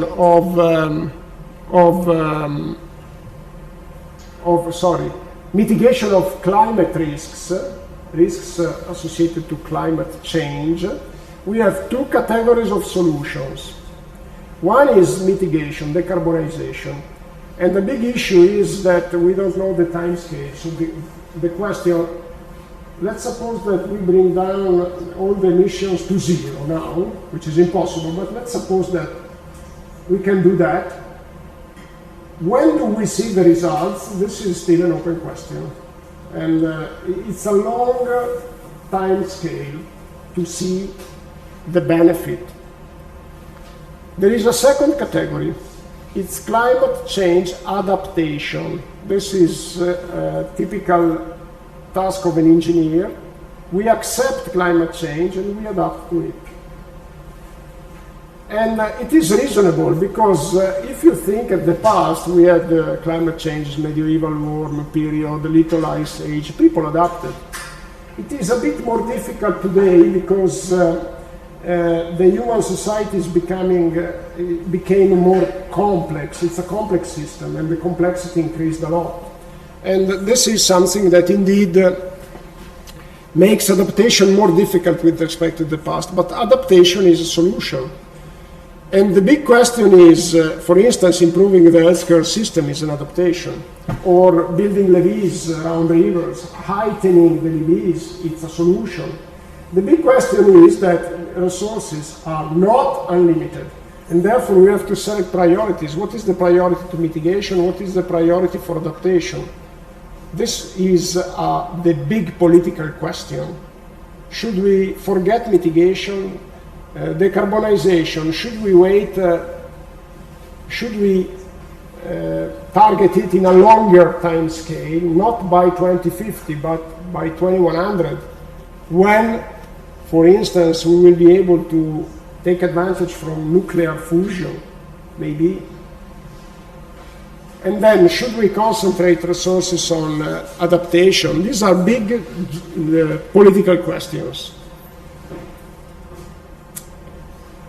Okay, hurricanes, I make a long story short, and I'm reporting here two citations from NASA and IPCC. NASA, you know what it is the space agency of the United States. IPCC, I will introduce it in a moment, is an organization of the United Nations in charge of setting the scientific basis for climate change analysis, climate change assessment. And what they conclude here is that there is not a clear demonstration yet that the frequency of hurricanes is increased after global warming. We suspect that there could be a relationship, but actually these are so rare events that they imply that our knowledge on hurricanes is still evolving.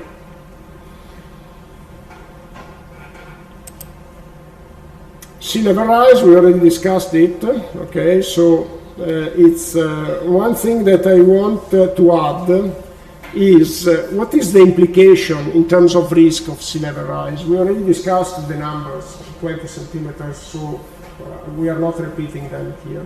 What is the implication? Because sometimes we are told by the media that some island, they could be drowned after sea level rise. Actually, this is unlikely. It is unlikely because it is unlikely that in the time span of, let's say, 100 years in the future, we will get a sea level rise that is much larger of what we already experienced. It is unlikely. So if we experienced already 20 centimeters, even if we see an increase, we may get to a global increase of sea level rise of 1 meter. 1 meter, even if you consider 1 meter of sea level increase, even if you consider the extremes, which may increase more, is not as such to drown islands. Even if you think of very low islands, they are not above the sea level of just 1 meter. They don't get drowned. So it is not a problem of really getting drowned. The problem is saltwater intrusion, which is a big issue. Because what is saltwater intrusion? In the boundary between the sea and the land, usually there is a high permeability. Not always, but typically there is. If you look at Italy, in many of the Italian coasts, the land is permeable when it goes at the boundary with the sea. And therefore it means that the salt water gets into the land, especially if the land is dry. Because if the land is very wet, is very humid, the salt water doesn't get in. But if the land becomes dry, because for instance we are using groundwater, because it's water of high quality, then the salt water can get in. And given that the salt water is heavier than the fresh water, this phenomenon can be indeed relevant. Why? Because once that groundwater gets salted, contaminated, there is no way to recover it quickly.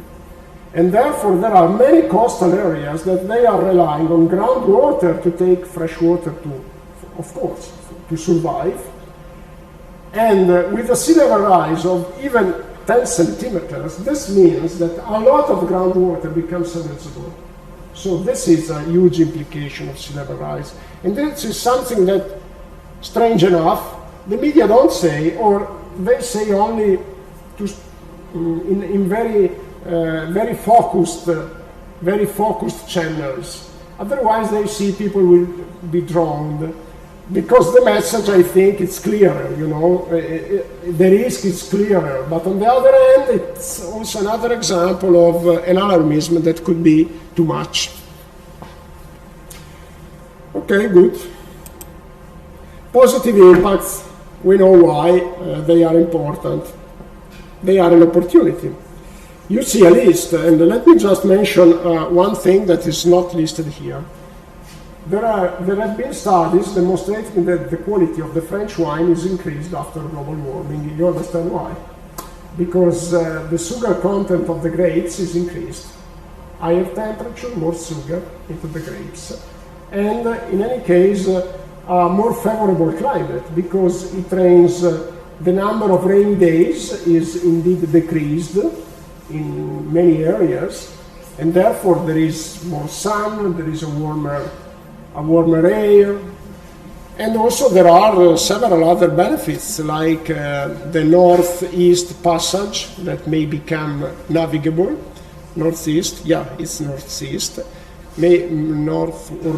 northeast, yes, and northwest, sorry. The northwest passage may become navigable, and this justified the attention of the United States and Russia over Greenland and the northwest passage, of course. And tourism, in general, when you get a change in temperature, you get lands that become inhabitable and other lands that become habitable. So, I mean, the system may adjust. Climatologists, basically, most of them agree that climate change is not so concerning for human extinction. It's not something that will bring us to human extinction. It is, anyway, something that needs to be adapted to. And this adaptation, so can you imagine if the south of Europe becomes difficult to live to because it becomes too hot, food, agriculture suffer, and the north of Europe becomes habitable. What does it happen? Migration. And migration, we know what is the societal implication of it, the social and political implication of it. But it's important to also be aware of the positive impacts. Good. I mentioned the IPCC. It's organization, a body of the United Nations that was established around the year 2000 and is in charge of setting the scientific basis, and the scientists are involved on a voluntary basis, and they are, it involves a lot of scientists. I think it's around 1,000. I don't have the number clear, but several hundreds at least. They work in working groups and they write what they call assessment reports. The assessment reports basically want to give the scientific basis and the necessary information for policymakers to adapt to climate change and mitigate climate change. If you go on the website, IPCC, you see reports, it's already here, reports, and they already published, they publish on average a report every 3-5 years. From the year 2000 they publish already 6 reports, and the last is the assessment report 6. Provides a lot of information. There is under synthesis report, I think, no, report. The summary for policymaker is important. Let me see. There is the physical science basis, which is important from a scientific point of view. And there is somewhere here in the links, the summary for policymaker. The summary for policymaker is interesting because it's a short document. It's like 100 pages. And it provides information in a very understandable way. The scientific basis, the full report is much longer, several volumes, and the information is rather technical. Anyway, if you need a reference in the future for anything you may need, these reports, which should continue into the future, are indeed a useful reference. Just keep in mind that it's an organization of the United Nations, and it is considered to be a bit, to stay a bit on the safe side, because they want to be very conservative, and therefore the analysis that they provide, when there is uncertainty, they try to give indications to policymakers that are considered a bit conservative. It's not a big problem, but you need just to be aware, because as I said, you need to be very critical when you get information about climate change. And you see that here, for instance, it's an example of what you can find in the report: reconstructions of past climate, temperature in the past 2,000 years, and then here there is a demonstration of what I said about the anthropogenic influence. The blue line is a simulation by climate models without human emissions, human CO2 emissions. And you see that it is confirmed, apparently from this graph, that if you don't include the human anthropogenic influence, you can't simulate what is observed, which is the red line. So the brown line is simulated humans and natural, and the green one is simulated natural only, so only solar and volcanic forcing. What is the shadowed area? It's uncertainty. It's an estimate of uncertainty. Unfortunately, we are not granted for sure that the shadowed area encompasses the total of uncertainty. Okay? Because, to estimate uncertainty of a climate model is a big challenge. So there are some studies demonstrating that this uncertainty could be underestimated, just because the IPCC wants to be conservative in this case in attributing the responsibility to humans, and therefore uncertainty may be a bit underestimated. Good. Now, here you see the cost of climate-related disasters in 2022. Water-related ones are the most impactful. So you see hurricanes in 2022. Be careful, this is not an average. Europe drought, you may remember in 2022 we had a huge drought in Europe.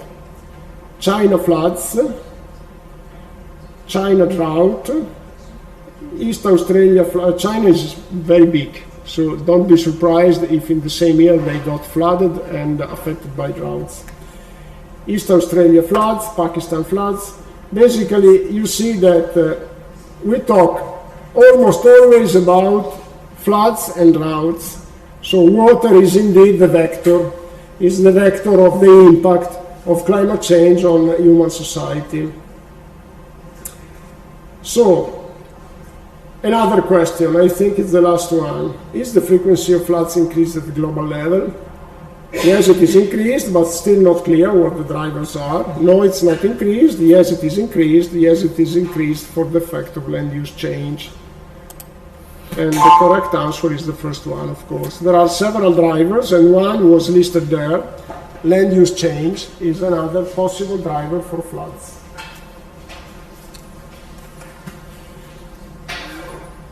Indeed, there are different anthropogenic impacts. I only have 3 more slides, so let me start with my conclusions. What is uncertainty? When we talk about the Earth system, what is the reason of uncertainty? Uncertainty means that we are not sure about an assumption, an hypothesis, a result. So let's keep in mind that we talk with the Earth system, but we could also talk about the human body. There is not much difference. What is the reason of uncertainty?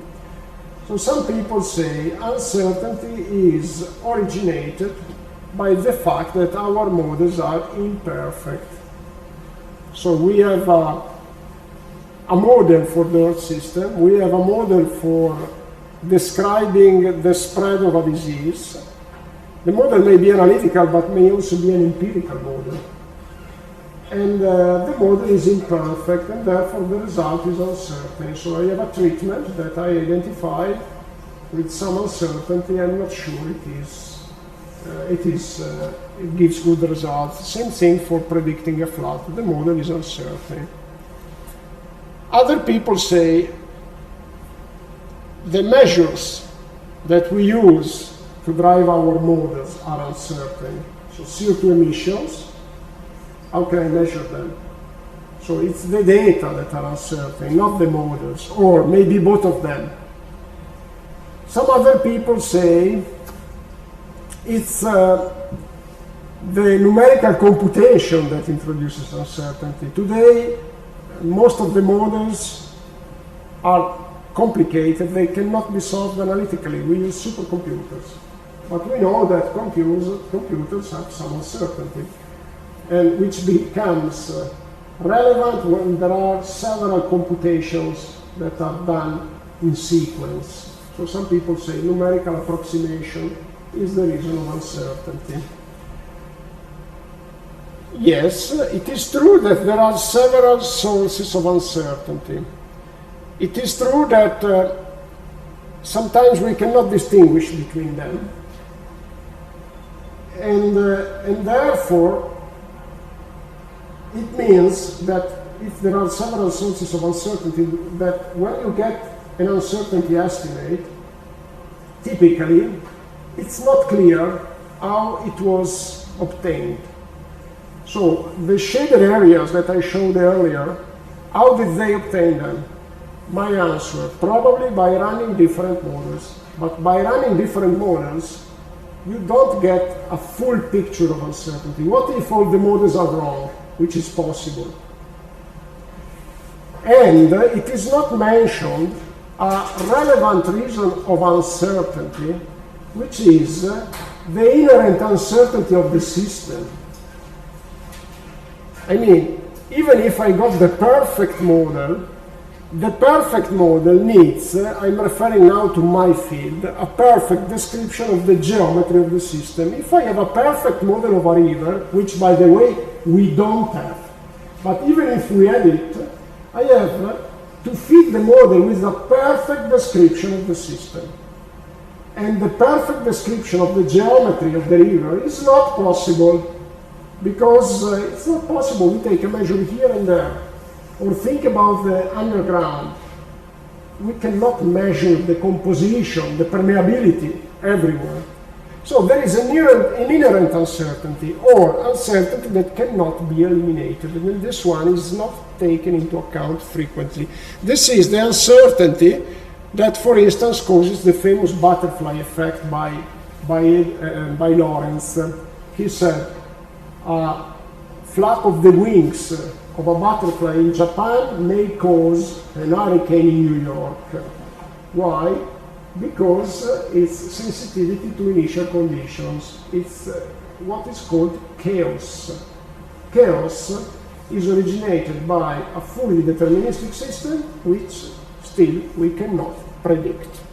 And this cause of uncertainty often is not considered. So this is why when I say beware that when we talk about the Earth system and the climate system, the estimate of uncertainty, you should get information on how they are derived so you can understand whether it could be underestimated, overestimated. This is something that I always do. Like, okay, you got a confidence band. What is the method for estimation? And then I get what could be the uncertainty of the uncertainty, or second order uncertainty. Let's forget about this, because what is science you know better than me, I think, and therefore you know that science implies uncertainty. The reason why I put this slide here is that I wanted to emphasize the interpretation and the concept of testing and validating the results. In medicine, actually, you are used to do that. You don't approve a treatment, or the institutions don't approve a treatment if an adequate experimentation was not carried out. So the treatment needs to be tested and validated. Actually, in my field, sometimes people tend to assume that the models are correct without validating them. This could be acceptable for scientific purposes, not for operational purposes. So this is why I wanted to put the slide here.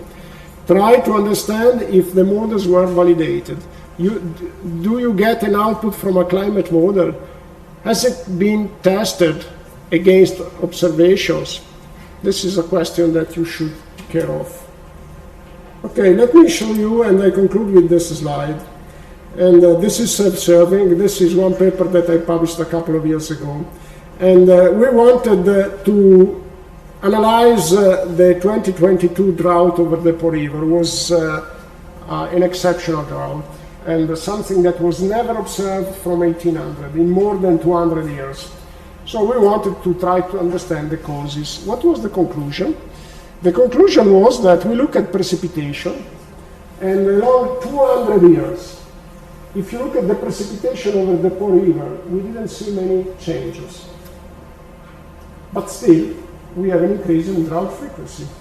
So what's the matter here? And the matter is, if you look at these slides, look, this is the flow of the Po River in July in 200 years. You see a clear decreasing trend, but precipitation is not reduced. But let's look at the flow average in June and July. There is a decreasing trend. Let's look at the long term, April, May, June, July. It's more stable. It's not shown here. We look at the river flow in March and April of the Po River. It's increased. So what is the impact of climate change? The impact of climate change is less accumulation of solid precipitation over the Alps. It means that it snows less and snow melting is anticipated. So the flow of the Po River is increased in March and April. It's decreased in July. This is a big problem. And so this is a useful example to understand the complexity of climate change. The complexity and the need of really getting solid information when we want to make plans. Okay, I think that's it for now, and we will see each other in 3 weeks. Do you have questions? Next time you have to be more proactive. Thanks a lot, and once again, if you have any suggestion, please write an email, okay? Yeah.